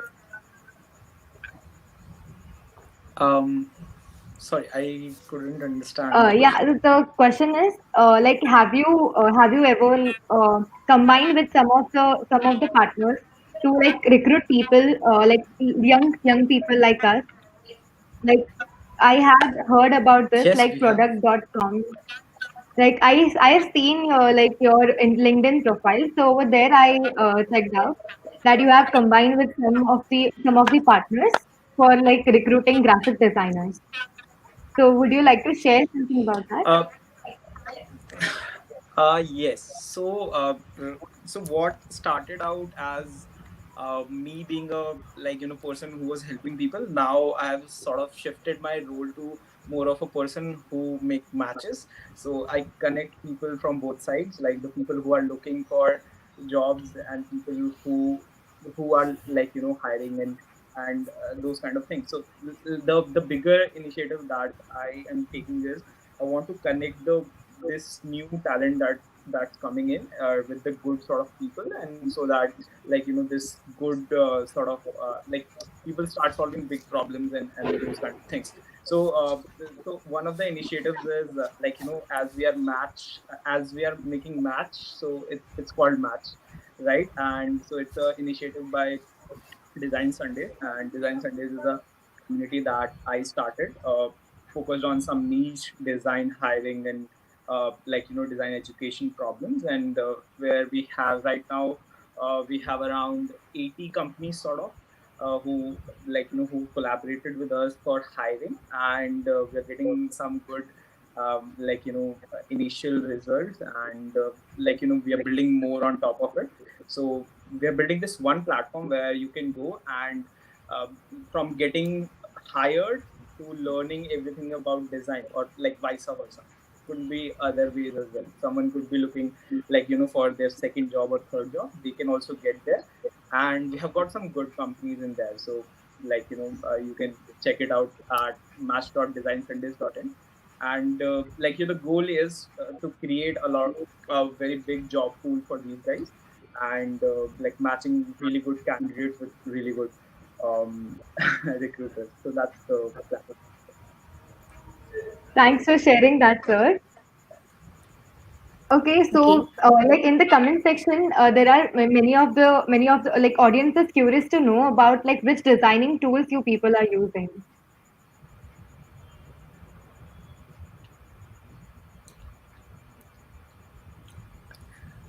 Okay, sorry. Charu, Charu was supposed to go first, but she was taking like forever. So let me go first. No, no, go So ahead, go ahead. Yeah.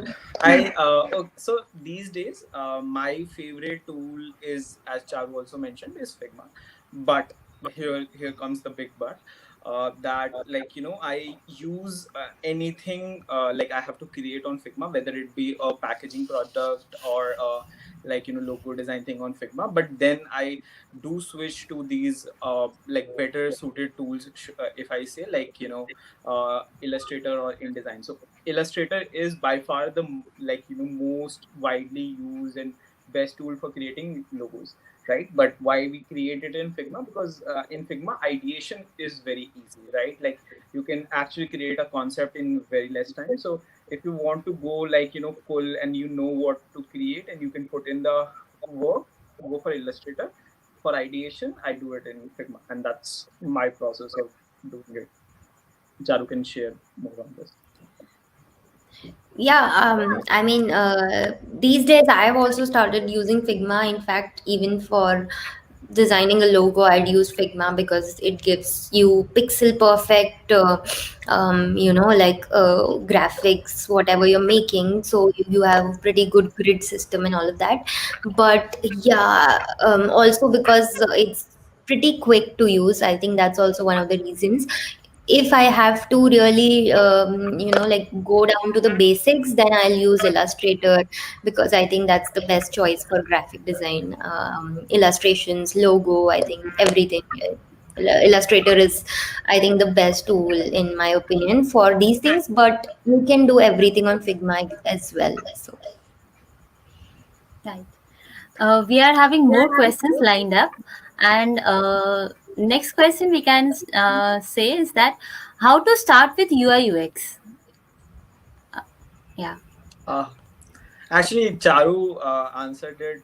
Like, let me just put some more things in there, and I think that's the recipe. So first is start with a self-initiated project, and when I say that, don't just like sort of do anything. There is a set way to sort of do that as well, and how you do that is look around and figure out the smallest problem that you can solve in a very meaningful way, right? And when I say the smallest problem, it could be just about solving for how do we, let's say, um, shorten a queue, or anything like, how to make a product for your college maybe, right? And something on those lines, right? Solving the very like small problem would be like paying the fees for the college or something on those lines, right? And figure out what are the challenges and what are the things that other players are not solving. Go talk to like 5-10 users about the same thing.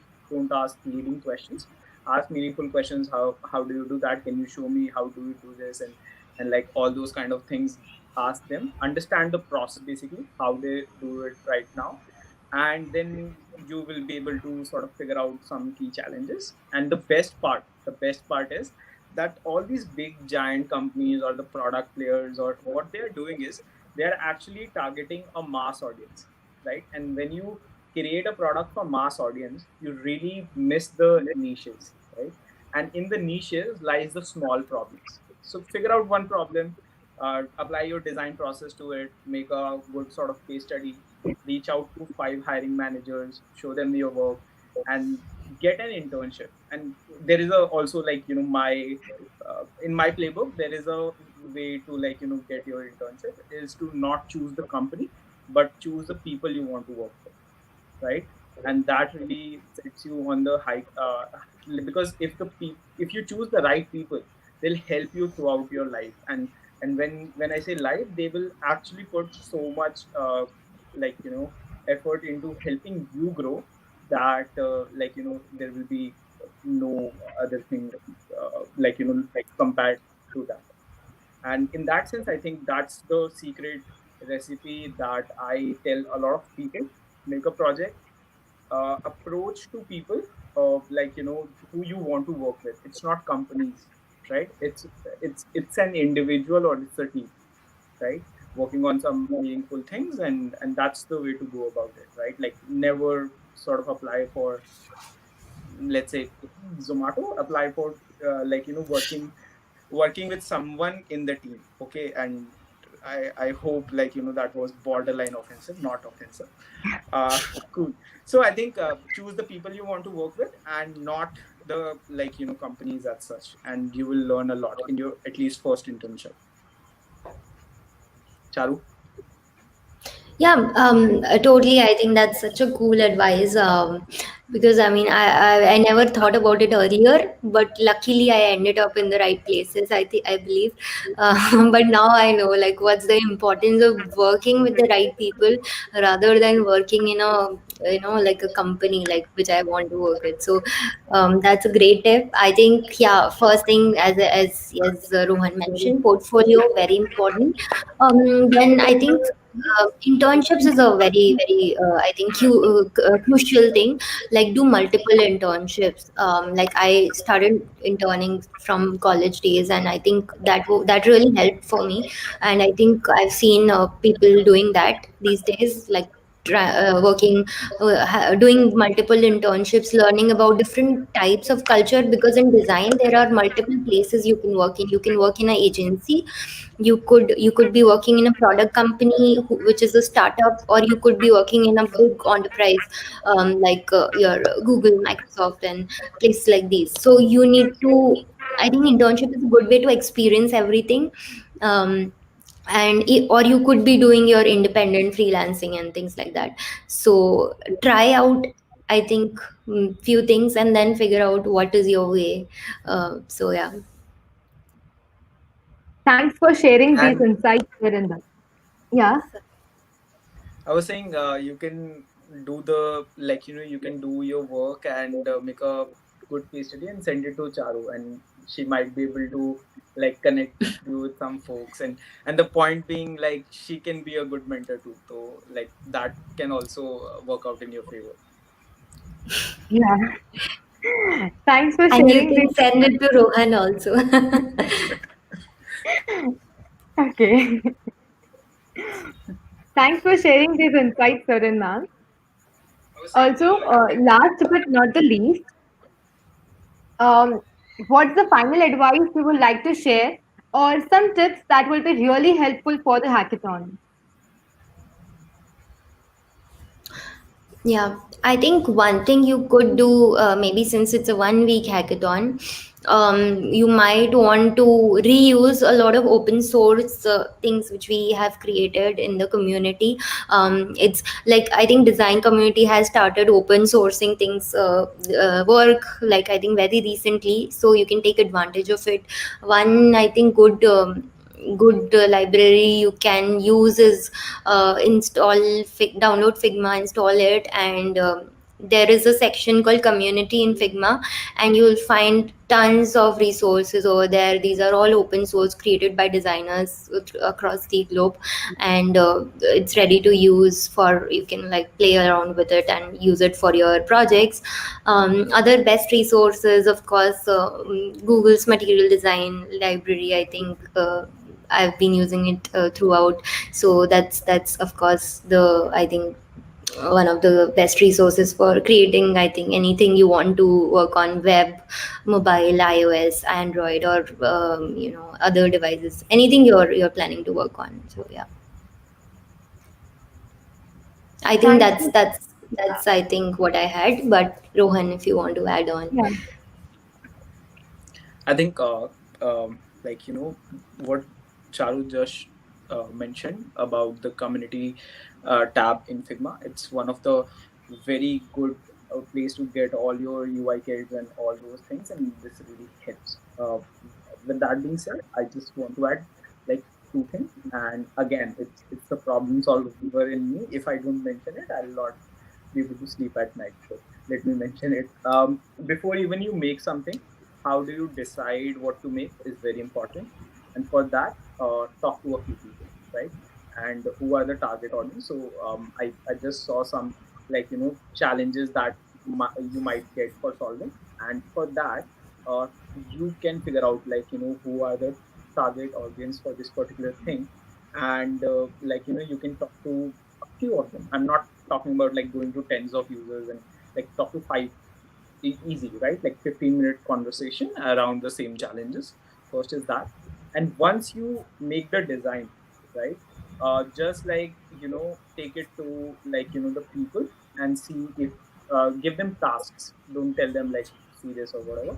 Give them tasks, this is a scenario that you want to do, which is that product or that design is intent to solve, and ask them to do that task on your thing. and I'm not telling you to observe anything. You will just figure out what it means, right? Like you will get tons of insights. You will know what to make, and like Charu does a very good job at it. I also do somewhat good job at it. But if you can document the decision behind, like why you made it that way, your design or your app, you're going to win the prize. So there is a there is an added benefit to it, right? If you can get those insights recorded, documented, right, and then show that why you have made what you have made, right? It's going to change everything. I'm telling you, you're going to win the prize. Cool. That's all I had. Thanks for sharing these insights, sir and ma'am. It's really wonderful to have both of you with us. Thank you so much for sharing your precious time. We are really glad to have you here. We are also glad to the audience, and we would like to thank our audience for joining today's panel discussion. We hope you are enjoying DSC WOW. So, hashtag let's wow. Let's go.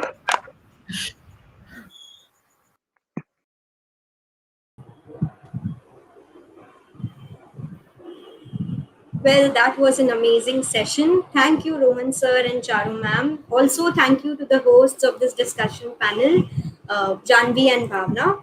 So, coming up next is a contest alert for you guys.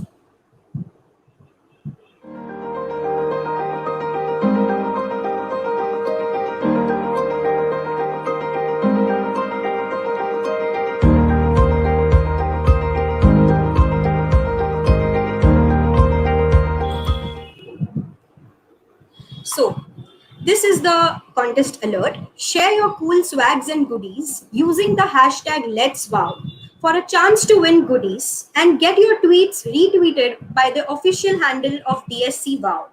So we are looking forward for your submissions in this contest. Next up, we have something else planned for you. Piyush, would you like to go about it? Definitely. Are you all excited for yesterday's quiz results?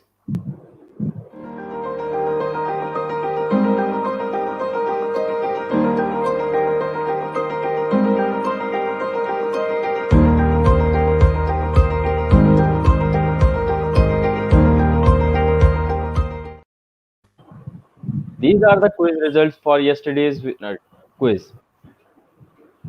Heartily congratulations to all the winners. Yes. Now, Palak, I was wondering, like yesterday I played the quiz, but I didn't won. Now, how can I get the swags for today? Well, Piyush, it's a new day today and a new quiz for all of you for day 2. Another chance to win amazing goodies. So let's start the quiz for this session, and you are going to see the quiz link soon that will be flashed on your screen.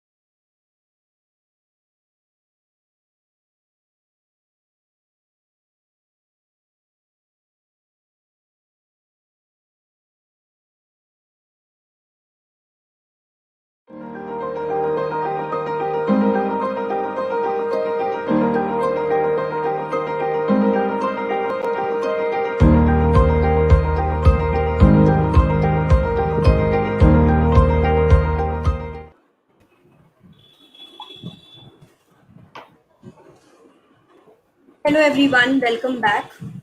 Thanks for attending the quiz. Let us know how was the quiz in the comment section. Was it easy, difficult, moderate? Yes, yes. Piyush, what do you think? I Will guess the I guess audience are smart. They have pretty right? much have knowledge. They have sent it. Uh, So, audience, get ready to know the results about this quiz in tomorrow's session. yeah, I'm really excited, and today also I have attended. Let's hope for the best that I will get a Yes. If you correct have quiz. attended the quiz, um, make sure that maybe you get a prize tomorrow. And if Okay, not, we have a quiz coming up tomorrow again. So you have a chance tomorrow. hoping So, for today only. So I was wondering, like we are yes. having hackathon. Can you Yes. explain me about the themes of the hackathon? Well, yes. The hackathon has many themes. There are four tracks basically. One is blockchain track. Second is AR VR track. Third is AI ML track, and the fourth one, which is an open innovation track. This is something that everyone can grab on if they really have. They are free to develop any projects in this domain. We also have few specific problem statements from our sponsors, which is best idea implemented in police domain, best idea implemented in women's safety, and Mysore tourism web or app development track. So these are the problem statements or categories, as we can say, and you can attempt any of these and stand a chance to win if you make a prototype of this. So That, make sure to participate in the hackathon. that's great. I just got much more insights of the hackathon. Now Right. coming to the next session, we have a community building. Uh, please welcome Nikhil Raichur, sir.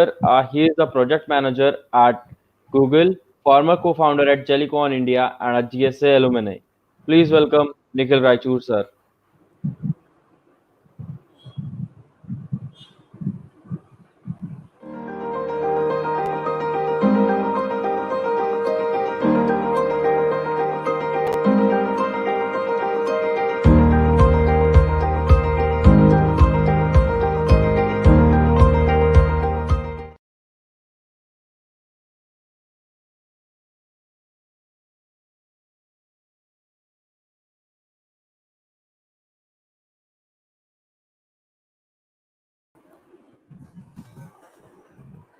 Sir, sorry to interrupt you. Sir, we can't hear you actually. Oh, sorry. Can you hear me now? Yes, sir, it's perfect now. Perfect. Thank you so much. Let this is my screen. Yeah. So I just shared my screen. So yeah. Hello everyone. I'm super excited to be here. My name is Nikhil Raichur. So I'm the program manager on the Google crowdsource team and leading efforts in India subcontinent. And I'm so happy and curious to be here today. I don't know, like also very nostalgic. With that, let's quickly get started. Before we start, a huge round of applause to all of you. I would definitely, encourage all of you to pat yourself because this has been so amazing, and you all are such a great crowd here, especially spending your evening. And alongside, I would also love to encourage and congratulate all the organizers behind this amazing event. So yeah, I'm like super wowed about all of things that are happening today. And while I was speaking about being part of one of the DSC events, this family is something which I started my journey with. So, and as part of my community's, journey, I was part of the Developer Student Clubs program last year, leading this amazing community of 200 plus leads, which was like so fascinating. And especially this year, it has grown so huge and scalable. I'm like I'm like again wowed by all of it. So to all of these things together, I would like to applaud the whole community and the family of Developer Student Clubs across the globe. And now, again, congratulations to all the organizers and their teams for making it so amazing. Again, it's wow, wow, and I'm like super wowed. So having said all that, let's quickly get started about how to get started to be a community leader.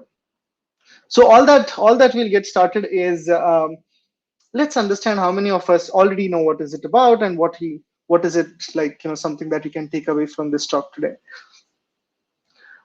How many of you think that you exactly know what is it all about? You can definitely let me know in the chat sections.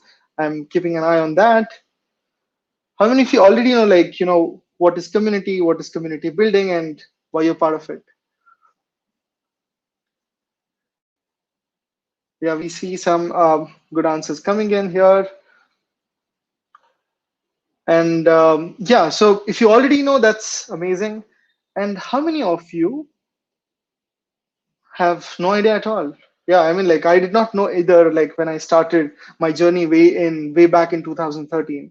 So I think for people who already know or people who are willing to start it from now, let's quickly talk about what are the top 10 things that you need to keep on your mind to build a successful community. And with community comes greater opportunities. So today I'm going to talk about two things: how to get started with community as a community leader or as a kind of participant to these communities, or and also enjoying and celebrating the opportunities that come along all these kind of communities being together. First things first, have open mind and have no agenda and always have the willingness to try. This is very important. Like, before getting into any of these communities, you need to keep your mind really open and be open to all the kind of ideas that people are willing to share to you. So this is so important that it gives you an edge of, yes, there are opportunities that I can explore. And have no agenda, this is what makes you very open to learn anything that is coming up. To start small. If you're willing to join a community, it's okay. Definitely, you can look for communities around you. It may be a technical, it may be a non-technical, or it may be anything that is helping you out. Probably going on a mountaineering or trekking, hiking, anything. So communities are always great and beautiful to be part of. So if you are starting one, you can definitely start small. So that's another place where you need to think of. Always, when you're part of these kind of communities, greet, ask, and care about everyone. It's always a great opportunity to be talking to people around you, asking them questions, letting them know about you, your cultures, and what you're great about. Why should people really care about things that you want to share? So all these things are very important, and community is such a forum where you have no I would say limits or say bounds before going into it. So definitely, right, that can be a great place for all of you. Listen and not hear. This is something which I love the most. I love listening to a lot of people because they have some great stories, they have some great potentials, thoughts that they would they are willing to share most of the times. So I think this is a place wherein you think of listening to them so that you always respond to them, reciprocate with ideas, ask questions, you can hear from them about the answers that they have to the kind of perception you think of. Always wait for your turn. This is I think it already speaks by itself, right? Never jump into a decision or say a kind of conclusion. Always wait for everyone to speak about things, and when it's community, always wait for your turn, because as we already spoke about, people always love to hear about what you want to say. So don't be pushy about yourself. All that you need to care about is how consistent and how confident are you about speaking about something. Don't monologue. I mean, this is something which again is part of this. So if you ever feel like you're talking too much, or people are not interested, this is another place, right? While we speak about listen more and talk less, also make sure that while you have an opportunity to talk, be sure to be on point, be specific, and share that is more relevant to that kind of occasion where people are sharing about a topic. So that is very important. And just don't be pushy about things that you want to share. So this is what comes as part of don't be a monologue. And finally, be very careful with your humor. I know humor is something which is like such a powerful instrument. It helps you connect better with humans. People always love humor. Like, it may be memes, it may be GIFs, but you need to be a bit careful with like how you're thinking about this kind of humor. So make sure that you're looking at your own humor, probably a meme or a GIF, or a slide twice before before you actually put it across to people, because some may feel offended, some may be actually thinking of it in a very different manner, probably you might have not thought of. Be very careful about it, but don't stop with your humor. That's a great way to start your community. So again, like, while we're talking about don't be a monologue and being careful with humor, so this is kind of like very quick snippet that I got it from my teammate before, who's like the Sujit, who shared it before. So if your talk is interesting, hold the talk, connect with people, follow up with like all the kind of attendees that you have.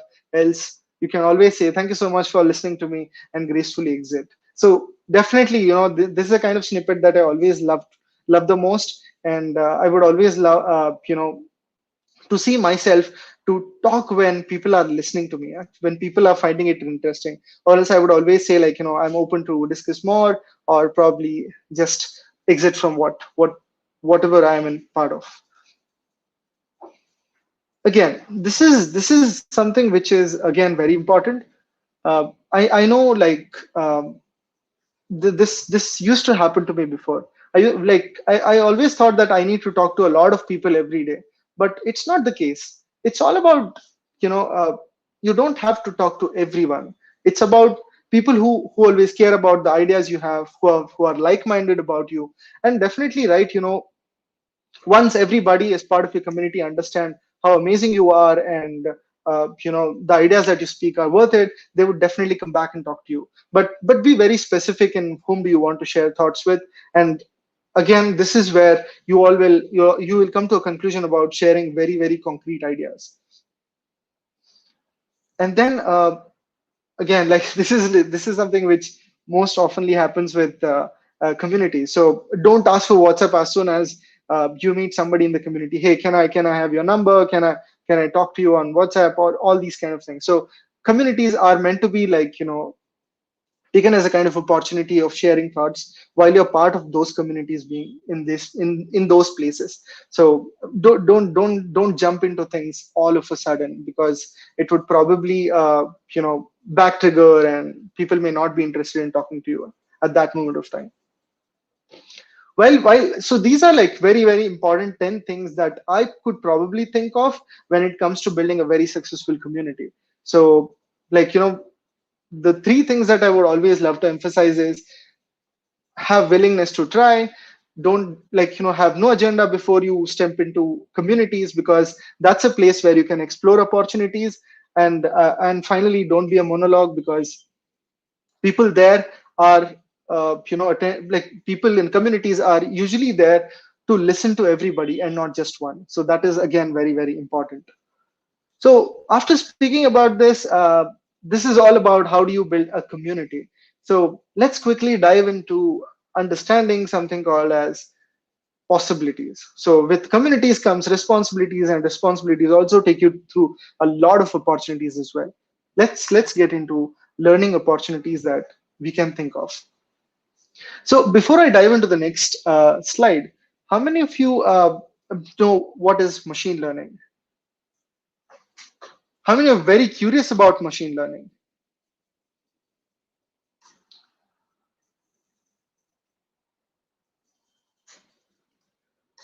Yes, so I see you're saying yes. Yep.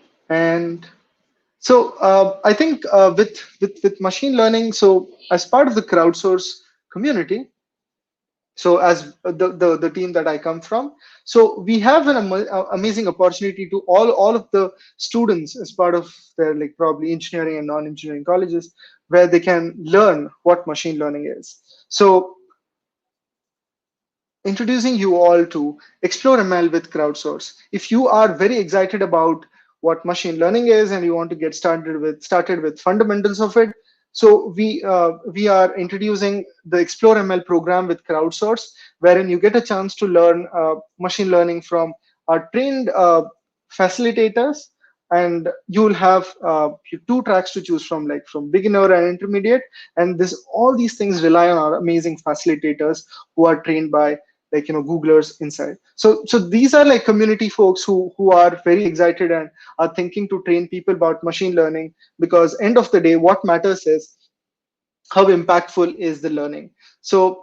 So basically, right, facilitators host Explore ML with crowdsourced workshops for community members and university students. Like, this is again very, very specific to people. So it's not like thousands of them come together, but they have a very, very specific focus on each other. So I would definitely encourage all of you to join in. So this is a link to participate and join one of our workshop. It's simple. It's bit.ly/crowdsource form. So you can, I think I will also post it on the, I think on the screen. I think someone from the organizers can help me out with that. So you can definitely join in through bit.ly/crowdsource form. So through this, you will have to sign up to this workshop, and you would be, you would be joining one of our upcoming workshop where where facilitators would be training you on basics of machine learning and how to get started. So at any given point of time, fundamentals are something that you can always start with.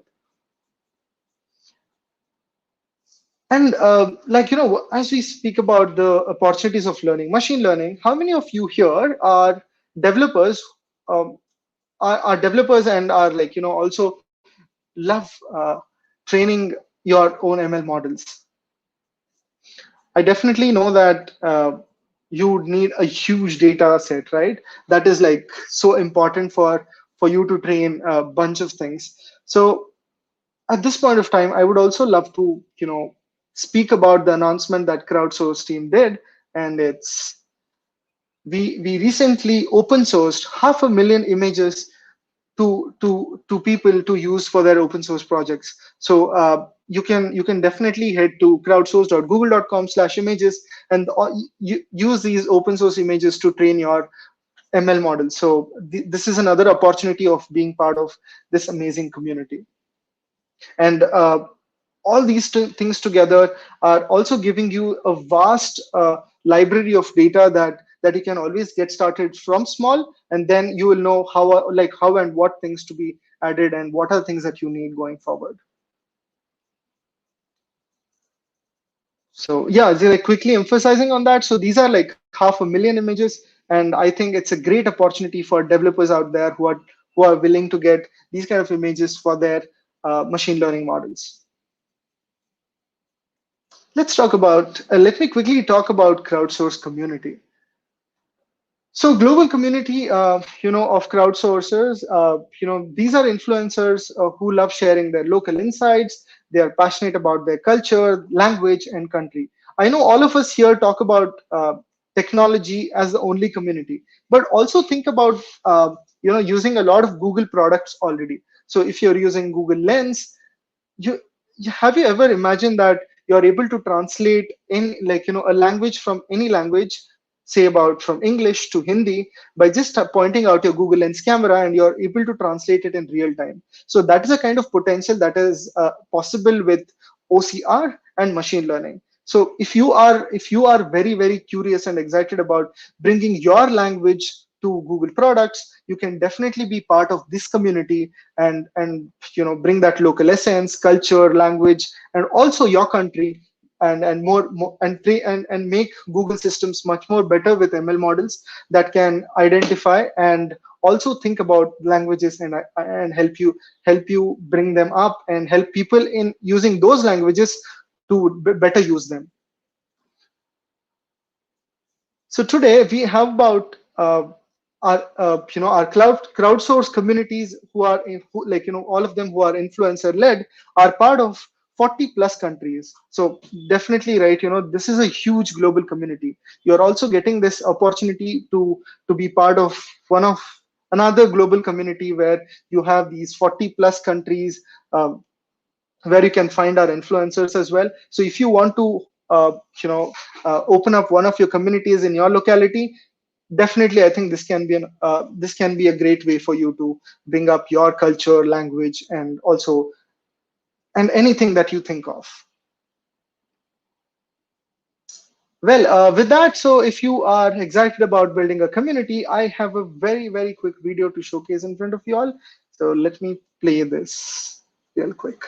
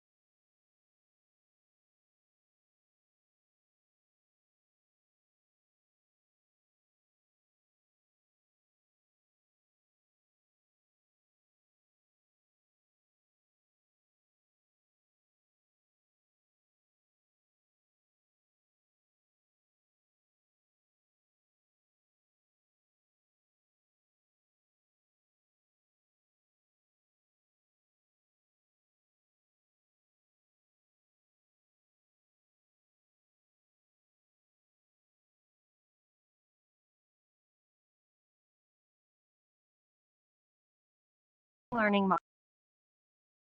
You've heard of machine learning.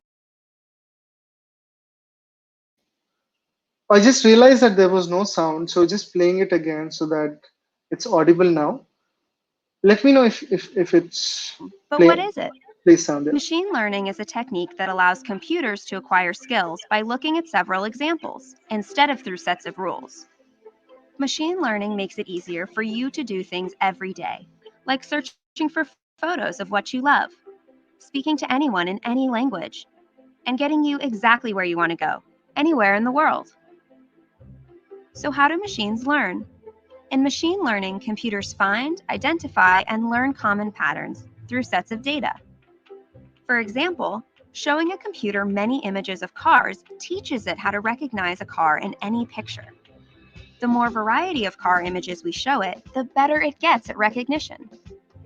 That's why your contributions to the crowdsource app are important. They help create and verify accurate examples for computers to learn, which in turn enables features that benefit everyone. When you verify image labels, you help apps like Google Photos and Google Lens get better at classifying photos and identifying objects. When you label the sentiment of sentences, you help Google Maps and Google Play organize reviews in your language. When you verify translations, you help Google Translate make more accurate translations in your language.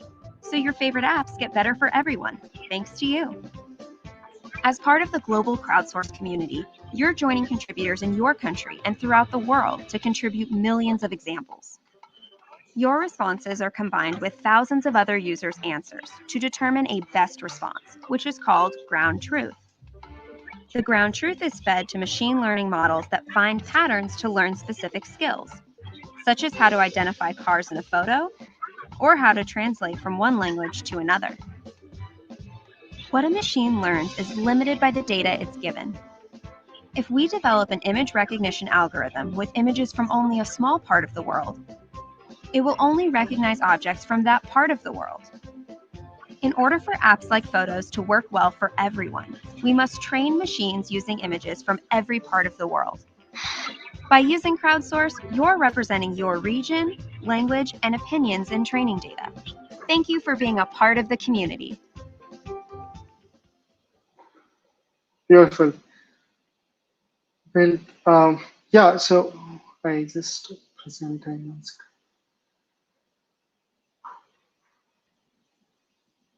So with that, I think that's a quick intro of what crowdsourced community is all about and how can you make an impact being part of it. It may be into languages, cultures, and many more. So you're also making these products more accessible by being part of the community.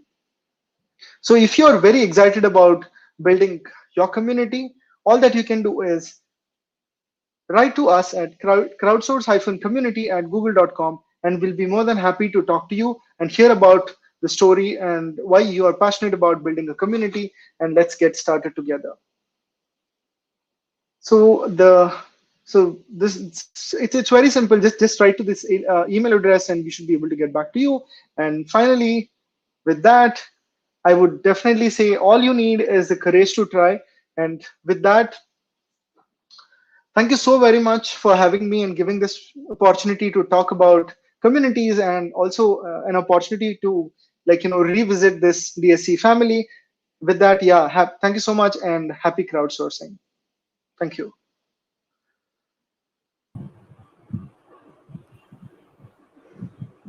Thank so you, much. sir, for such a valuable session. We do have some Q&A from our audience as well. So, Yep. Piyush, would you like to ask the first question? Yeah. First question is how to become a crowdsource influencer. Yeah, I mean that's quite simple.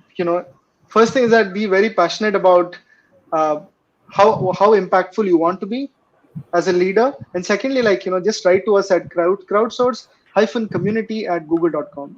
So yeah, it's simple as that. Okay. I hope it answers to the audience. Uh, Moving to the next question. Uh, if there is one thing that's most grateful, what it would be? What is that? I did not get it. Is it If, If grateful? if if there's if one thing you're most grateful about these communities, what would that be? Oh well, so there are so many, but one thing that would be is amazing stories that I get access to. I have past past one and a half years, I've got an opportunity to travel to a lot of DSC campuses as well, where I get to hear about great stories, make new friends, and also they take me around to taste their local cultural food, right? Which is so amazing. So that is something which I am very grateful for, and it's also giving me access to a lot of friends across the globe. Yeah, definitely. Yeah. next we have I want to ask that there are many conflicts and controversies in the community. So how can we one resolve it? Oh well, so I think controversies and conflicts usually happen when everybody wants to share their ideas and thoughts at the same point of time. That's the main concern. Or so always when it's community, first thing to remember is collaborate. Be very conscious and thoughtful about what you want to do. When you are very very clear about what you want to do, so you will also have a possibility to think of how can I collaborate with people, and that's when these controversies and conflicts don't arise in communities. So and the second thing here is never ever have a thought of benefits. If someone is thinking that what is the benefit of being part of this community, that's the first reason for someone to think of conflicts and controversies to arise. So never ever think of benefits, but rather think of opportunities for yourself and opportunities for everybody part of your community. Yeah. Okay. Right, sir. Uh, So the Thank you so next much. question is, how is like to lead a community? How is it It's a like to general lead? question. Yeah, how is it like to lead a community? So fun. I mean, uh, questions like these always inspire me to talk about my journey being a leader for so many years. I don't say like leader, but I would say member of these communities. So since 2013, I was part of Google Student Ambassador program, where I got a chance to work with 15 of my team members then, and then that's how it gradually started to be part of developer student clubs, and now Google Crowdsource. So being I feel very passionate and fortunate that I get a chance to talk to so many amazing people like you, especially like, DSCs on this DSCs, and also members of these communities who are watching us live. So yeah, I feel really grateful about this, and it's so amazing to be part of this community. So Thank you thank you, so much. Nikhil sir. It Thank was Of you so course. really an honor to host you today, and our audience feels the same, I am quite sure. So thank Of you course. once again. Thank you Sir, so much again. before Yeah. you leave, I have a one more question. Like, what are the do's and don'ts in the community that one should not do and one should do? Yeah, I mean, like, again, just reflecting my slides that I presented today. So, do's are about have willingness to try different things, have courage to try, and also courage to fail. It's okay. It's okay to fail, and always start small. And these are like kind of, and always look for opportunities and help people about why should they care about your idea. So those are the kind of do's for a community. And don'ts are always about never think of benefits, because that will lead you to a lot of random things, like the question that we got in about conflicts and controversies, right? So, and never be too pushy about yourself, because it's about being a strong leader and not a boss. Yeah. Correct. Thank you so much, sir. That was Thank really you. helpful and insightful too. Awesome. Yeah. Thank you so much to all of you here for giving me this opportunity. I'm still very nostalgic, and we are taken away by the passion that is driven by developer student clubs in India. So, huge round of applause to all of you, and congratulations on pulling this off so successfully. Thank you so Well, much, we sir. got this inspiration from our seniors at DSC, the Yep. DSC OMG event that they conducted, and Yep. we are happy to have DSC WOW now. Yeah, definitely. And I'm so fortunate that I'm part of both DSC OMG and DSC WOW. So all Yes, that I can say is wow, oh my God. So yeah. So right. yeah. Thank you. That's actually right.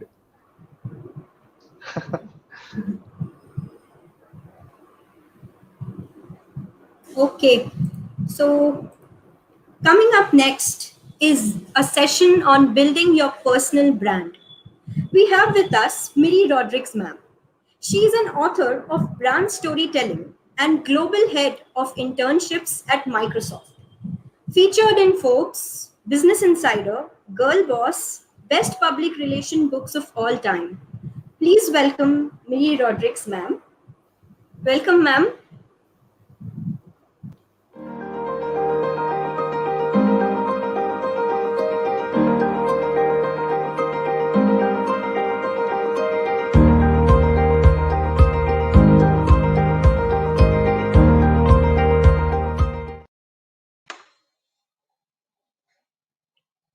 Hello, everyone, and thank you so much for having me and for tuning in. I'm so excited to join you all the way from Miami Beach.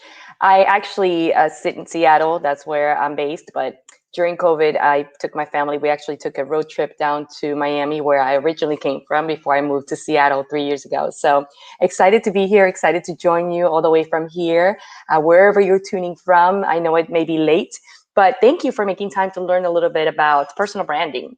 And I know many of you may have heard something, may have taken a course, may have read about personal branding. For me, it was something that I was not aware of when I started this journey. It was something that I had to learn on my own. I had to navigate through many things.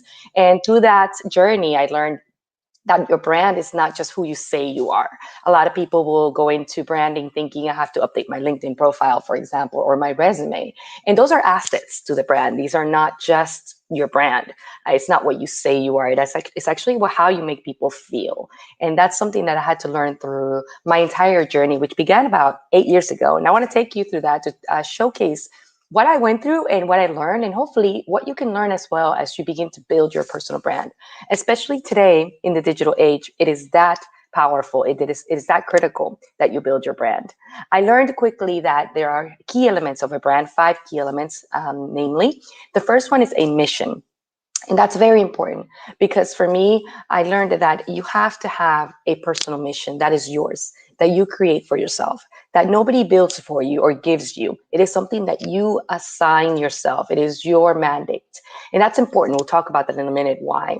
Attributes. You have to have these attributes to your brand that people will recognize about you. You get to build that. You get to create that for yourself, and people will begin to tune into that. Think about people that you've met, influencers or YouTubers or personalities. These are people that have made an intention to build an attribute to their brand that is recognizable every time you meet them. So you have to do that for yourself. Character, also, that is important. Character is about values, core values that you build for yourself.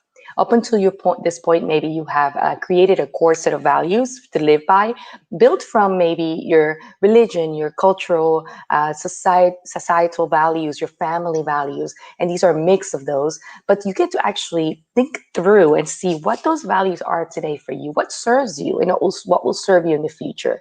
That's also important to think about when you build your brand. Story. What is your story? What is your origin story? How does it serve you? That's a very important question to ask when you're thinking about your personal brand, especially when you go tell that brand story. And I'll get deeper into that in a minute. And finally, SEO, search engine optimization. You are the CEO of your SEO. Google yourself. And if you don't find yourself, that's a problem. If you find yourself when you Google yourself and the content that you found is not what you wanted, that's a problem. If you Google yourself and you find somebody else, that's a problem. So today we live in a digital age. Today, basically, if you don't show up as a digital presence, you don't exist. I work now in the HR function of Microsoft. I lead the intern program there. I'm sure so many of you already know. And I can tell you from a recruiting perspective, we do look at digital presence. It's a factor because that tells us a little bit more than your resume. You hand over your resume, you're handing the best parts of you or the showcased parts of you. But the story is not only there. The story is about how you present yourself, what you like, what you don't like, where you tune in. And so that is part of the SEO and part of the story. You actually get to build that for yourself. If you find something online that you don't like, you get to actually own that piece of content and say, I don't want it there. I've had to go through this, and it was a very long process.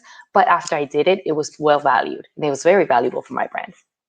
I started this journey about 8 years ago, and here I am. That is actually my first profile picture at Microsoft.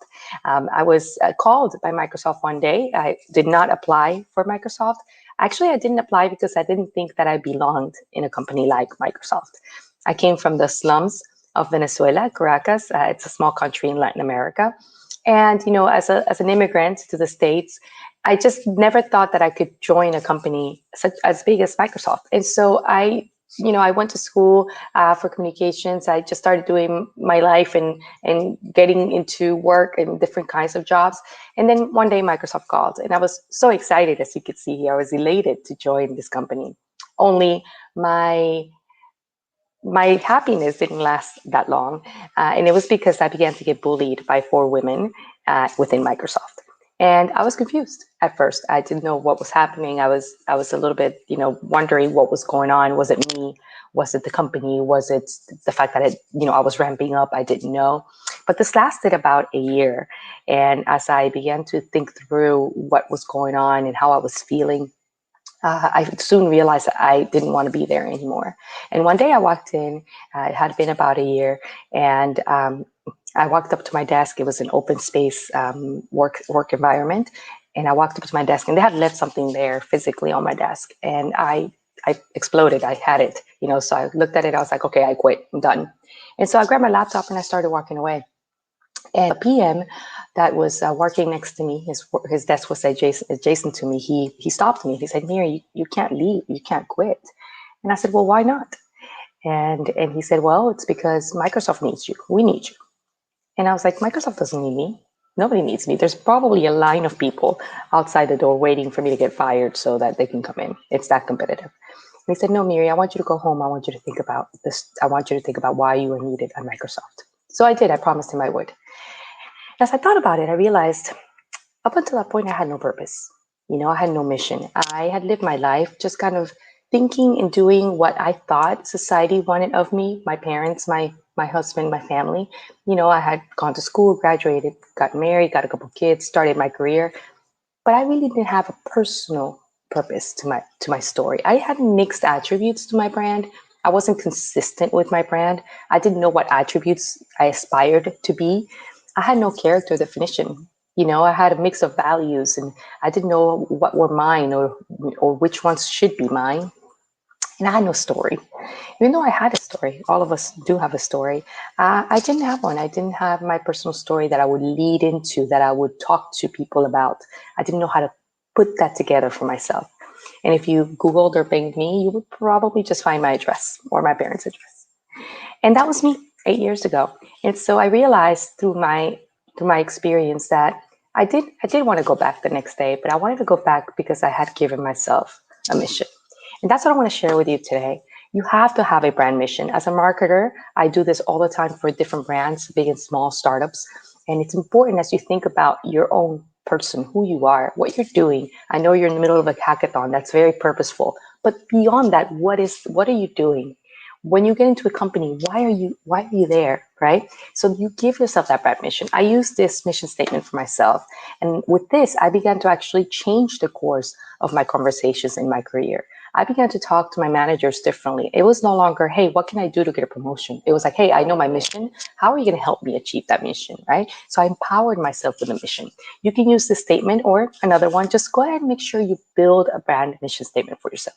For me, it was this easy one. I'm blank and blank because the world needs something. I don't know what it was at the moment in order to do, excuse me, something, right? So simple as this, giving myself, attributes, giving myself a legacy, and giving myself a purpose and a mission. And so I started with the first two. I broke it down and I was like, hey, how do I want to show up? But then I had to realize that before I understood that, I had to understand how I showed up at the moment. And that's a big question you have to ask yourself. You have to have a baseline to building who you are, who your brand is. How do you show up today? Remember, your brand is not who you say you are, it's how you make people feel. How are you making people feel today? With what intentions do you set your content? You do your TikTok or you send an email. How are people receiving and perceiving that? Again, we live in a digital world today. And so we have to be intentional about how we leave that mark in the world. So ask yourself, how do I show up? In fact, ask others. I was able to do this in a very raw, traditional way. It wasn't the best way. Today, you have many mechanisms. You can actually use an anonymous survey, for example, and ask people that you trust. Ask your peers, ask your teachers, ask your manager, your mentors, hey, how do I show up? That's a big question that's going to give you a good baseline database of your persona, of who you are. And then you can build from there and say, hey, if I don't like something or if I need to amp up something, I can look at those attributes. The attributes are not good or bad, they just are. And you can build from there and actually elevate your brand. The world is a big place. And I don't know if you'll ever, be able to achieve or reach the entire world, 8 billion people, but you may be able to reach some people, and that's what you want to do. So give yourself, again, a target audience. Who do you want to reach? For me, when I got back that next day, I decided, well, I can't change the bullies. I can't change my situation, but I can talk about my experience and I can reach other women at Microsoft who may be bullied as well. And so I did. And I found a community of women. In fact, they were younger than me. So I began to mentor them. I began to talk to them. They were about 10 years younger than me. I was mid-career. They were earlier in their career. So I began to target that audience. And for me, it became important. I gave myself a mission through my storytelling. And that's what I want to talk to you about today. I want to walk you through the idea of learning storytelling techniques. I am a storyteller, and I think that's a great way for you to build your personal story and then your brand. With those techniques, you're able to actually do the rest of it. Build your assets, build your resume, build your LinkedIn profile. Those are all the result of who you've built yourself to be or who you aspire yourself to be. It is a long-term approach. It doesn't happen overnight. It's something that is consistent as you build trust with your audience, but it gives you a voice, and that's very important. In fact, had I not started this journey 8 years ago, I probably wouldn't be here. So much has happened since then to me and for me. And so I've enjoyed a platform that I've given myself that nobody else gave me, because nobody else will give you a platform. So let's think about storytelling first. The second data set that you want to build, aside from how do I show up, is who you are and who you've been. In those moments that have built up who you are. What you see here is a blank sheet of paper, a digital blank sheet of paper. And what I'll illustrate here is how you can build your origin story. This is just an illustration. You can actually get more detail than me. I'm going to just show you how it works. The first thing you do is actually you create the moment that you were born will be their first data point. That's me right there, 1978. I know I'm old. Please don't remind me. And then the next point is your next core memory, whatever it is, whatever you remember as a child. For me, again, I'm being very high level, but a big core memory was when my little sister was born, because I had been the baby, and then she came 5 years later, and she made me the middle child, which nobody wants to be the middle child. But as you think through these moments, what you're going to see is ups and downs and maybe turnarounds and different things that have happened to you. And I encourage you to do that through the present time. I'm just showing you what it looks like for until I got married, because I have had a long life. But as you think about those moments, you'll be able to see patterns. You'll be able to see moments that have shaped who you are today. And that's important as well. Getting to know who you are, the chapters that were written before you, and now the chapters that you're going to go write about your brand. It's important that you look back and understand some things about your past. For me, I did this exercise, and I've done this exercise many times. And right before I wrote my book was the last time I did this, about 2 years ago. And I remember I had a lot of imposter syndrome about writing a book. I was like, oh my gosh, nobody's going to like this book. Nobody's going to read the book. It's never going to sell. And so I was I was freaking out a little bit, excuse me. And so I did this exercise, and I remembered that I had a moment when I was around 7 years old that I got in trouble. I used to get in trouble a lot, but this time I got in trouble because my mom had bought us these composition books for school, and they're very expensive, and we were poor. And so I took one of them and I began to write poetry. I did an entire poetry book, and I put colors around it and markers and these stickers. And that memory came to me after doing this exercise. And I was like, wow, I was always a writer. You know, I spent time writing when I was 7 years old.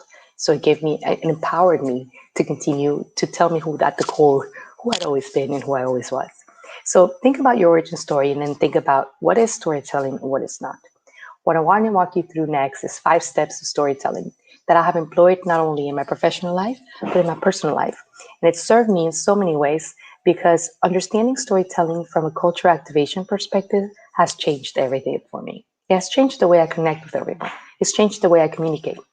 And so for me, even though I went through communications major and I had a master's as well in communications and marketing, it wasn't until I did this work that I understood how important, how powerful your story, my story is, and why. You see, your story is so important because nobody knows it.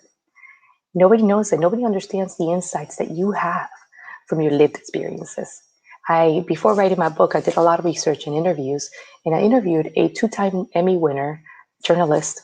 And I asked her, what would you say to people? And she says, well, everybody needs to write a book about their lives. And I said, why? She says, because all of us need to learn from each other. You see, your lived experiences, the insights that you have up until this point, can teach someone something. That is storytelling. That is the power of storytelling. So storytelling is not data, facts, information. It's not resume, right? It's not LinkedIn. It's not information. What storytelling is taking that information and transferring it emotionally through a character, a plot, and a conclusion. The example would be, you can share your resume and tell me where you went to school and what your GPA was. That's great.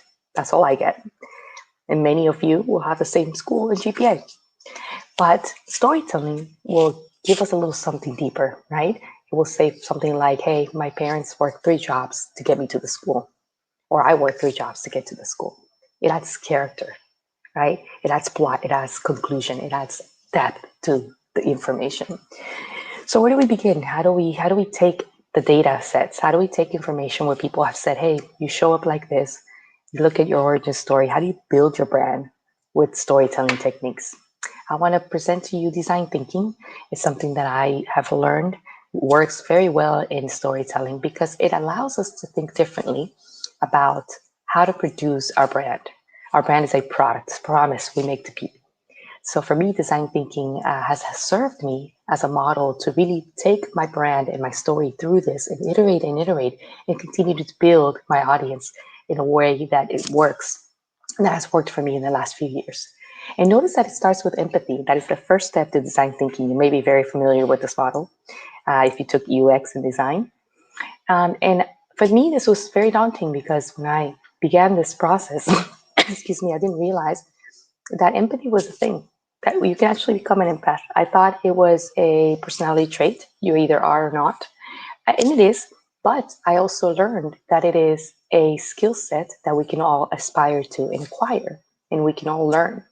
And actually, in this year, in 2020, January 2020, LinkedIn came up with their annual report of themes and trends that companies and employees are doing. And in January 2020, the theme before COVID-19 hit was empathy.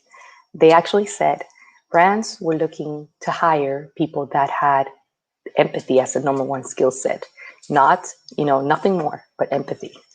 And vice versa. Employees are looking to be hired or work for a brand that is empathetic.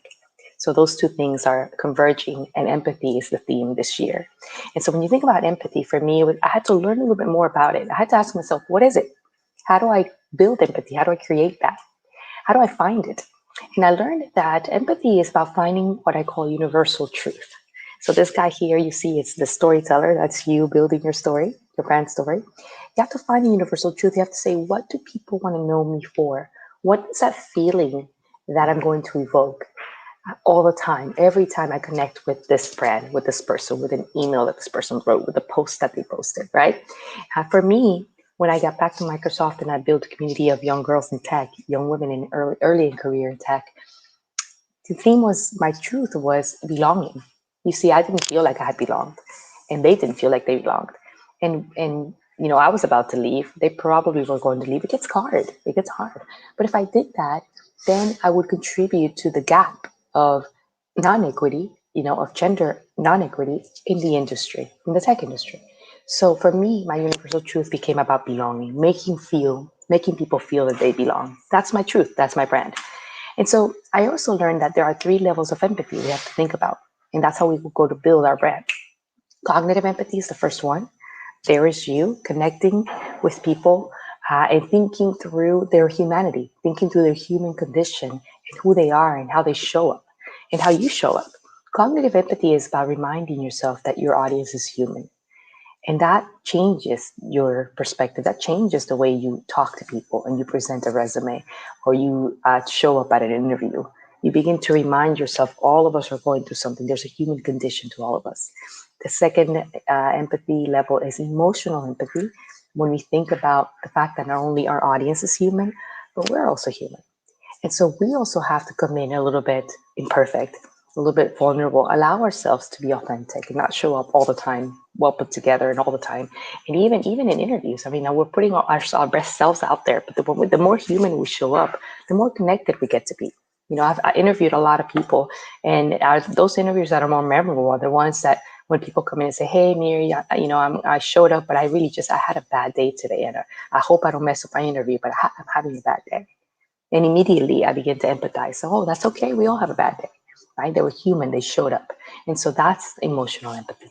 And compassionate empathy is the last level. Is where you actually show up and you just open up your heart, just like this illustration shows here. And you say, hey, you know what? I'm human. I'm okay. I have to have bad days. It's a human condition. It's okay to not be okay.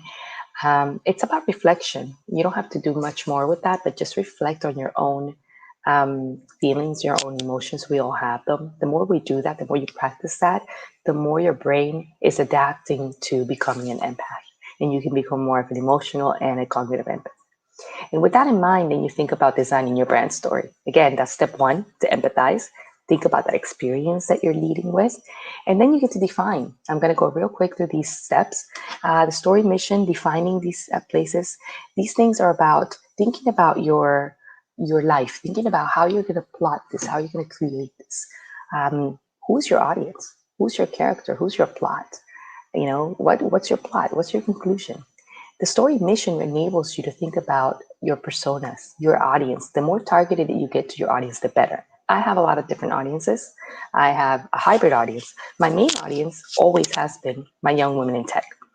But beyond that, I have other people, other audiences. I have Latinos. I have, different audiences that I serve. So every time I share a story, I have to be cognizant of that audience. Think about Microsoft. Microsoft has, so many different customer base. We have 12-year-old Xbox players, and we have 55-year-old IT pros that are leading the cloud technology. So there's a big baseline, and there's a very diverse baseline, but the mission is the same: to empower every person and organization on the planet to achieve more. And so empowerment is that feeling. They want to make people feel empowered, and empowerment means something different to the 12-year-old than it does to the 55-year-old. Think about your story, how it resonates with different people. What does it help them do? How are you making them feel? To me, my story is dedicated to young women in tech, so it can help them stay in the industry and make them feel like they belong. That's my mission. That began out of a story, not a great story, almost an embarrassing story of I got bullied in the industry. Then you get to ideate. This is the fun part of brainstorming, of ideation, of being creative with how you're going to go out with building your stories, what you're going to share and why. But Miri, nobody cares. It's who's going to care about my story. It's so ordinary. I don't have great stories. I don't have a great story. I didn't go to the moon. My story was about getting bullied. It's not about great or not. You make it extraordinary. Your learnings and your insights, and when you have to share from that story, is what makes it extraordinary. So think about it, create it. What I show here is Scamper. It's a brainstorming tool that I use in my storytelling practice, giving layers to your story. What if I substituted? What if I adapted? What if I changed, combined, reversed? I can take that same story and talk about allyship. That person that saw me walk out and said, no, you're not going to walk out. He saved me. I would have left, right? So we can talk about allyship, people that see something and do something about it. So there's so many ways to unpack one story in so many ways that you can deliver it to your audience. How does it serve you? How does it serve me, Miri, if my job, my intention is just to get a job at Google or Microsoft or Amazon? What am I going to do with this? Well, it looks like this. When you ask somebody, hey, why Microsoft? Which is actually one of the questions we do ask in an interview. Why do you want to come to Microsoft? The regular information answer goes like this. Well, Microsoft is a great company. I love the technology. It's it's a thought leader in the industry. I love what it's doing for the world. I want to be a part of that. I want to change the world along with Microsoft. Okay. Storytelling, ideation goes a little bit like this. Well, and this is a true story. I was born in the slums of Venezuela, and I came to the United States. I had to learn the language. I had to work to get myself through school, earn scholarships because my parents couldn't afford to take me to university. My sisters and I had to work very hard. I started working when I was 16. And I know empowerment because I've lived empowerment. It's one of my core values. It's part of my mission. I want to empower people. And I know that Microsoft stands for that too. So I belong in that DNA. I know the DNA of Microsoft. It's culturally fit to me. That's the difference. So once you build your mission, you can actually go out with the world and align that to the core values. You can create prototypes of content. Where do you start? How do you start? I don't know. Should you start on TikTok? Should you start on Instagram? I don't know. You really get to decide that for yourself. You get to decide how are you going to do this for the world. You're going to create concepts, ideas. This looks a little bit like this. On LinkedIn, I put a lot of stuff on LinkedIn.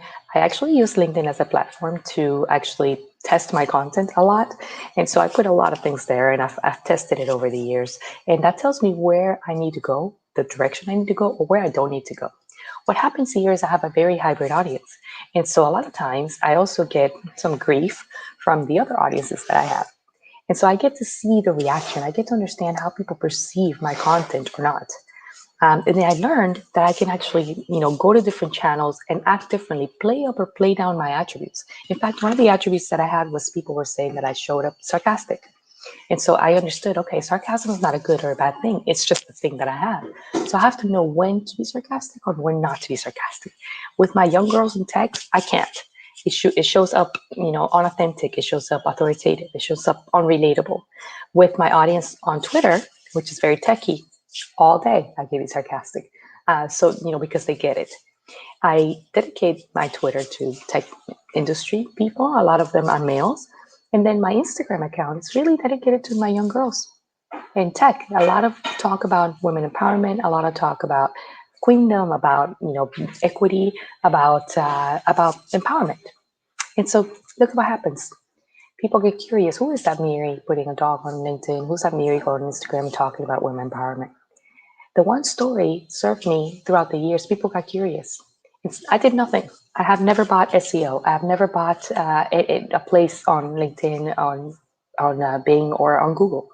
But people get curious, and it's a natural progression to your brand. You get to build your brand for yourself. You get to test that content. You get to go out there, put it out there for yourself, and test it. Ask yourself, hey, did the story evoke the emotion that I wanted?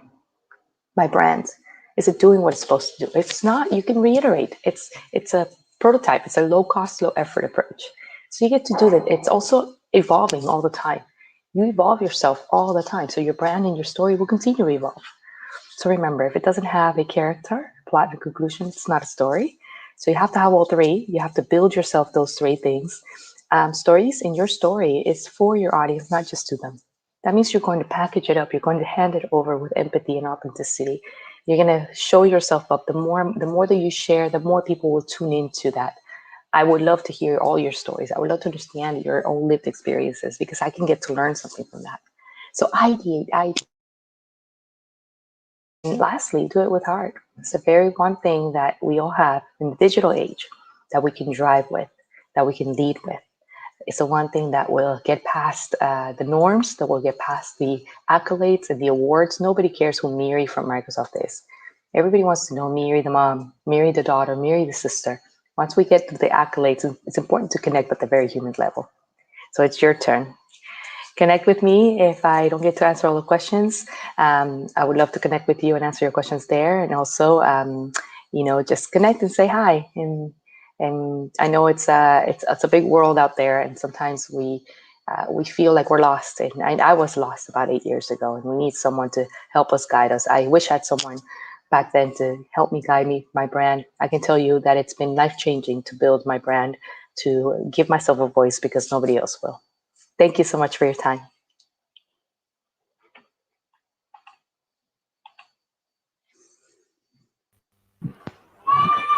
Thank you so much, Mary, for such a great event, and that was really insightful and helping to us. We have some couple of questions in our chat box. Okay, Let's quickly go through it. great. Our first question is how to boost online presence, or what kind of content we should deliver to the audience. Yeah, so online presence is built long term. It's not an immediate approach. There's no hacks to that. I would go away from buying followers and getting the quick schemes, because that is notable, and people perceive that. It is an authentic process of you building content over and over again consistently. You can use Medium, you can use LinkedIn, you can use different platforms, and the more you create content, the more people will tune in. A lot of people say, well, Miri, there's a whole lot of content. Why will they tune into mine?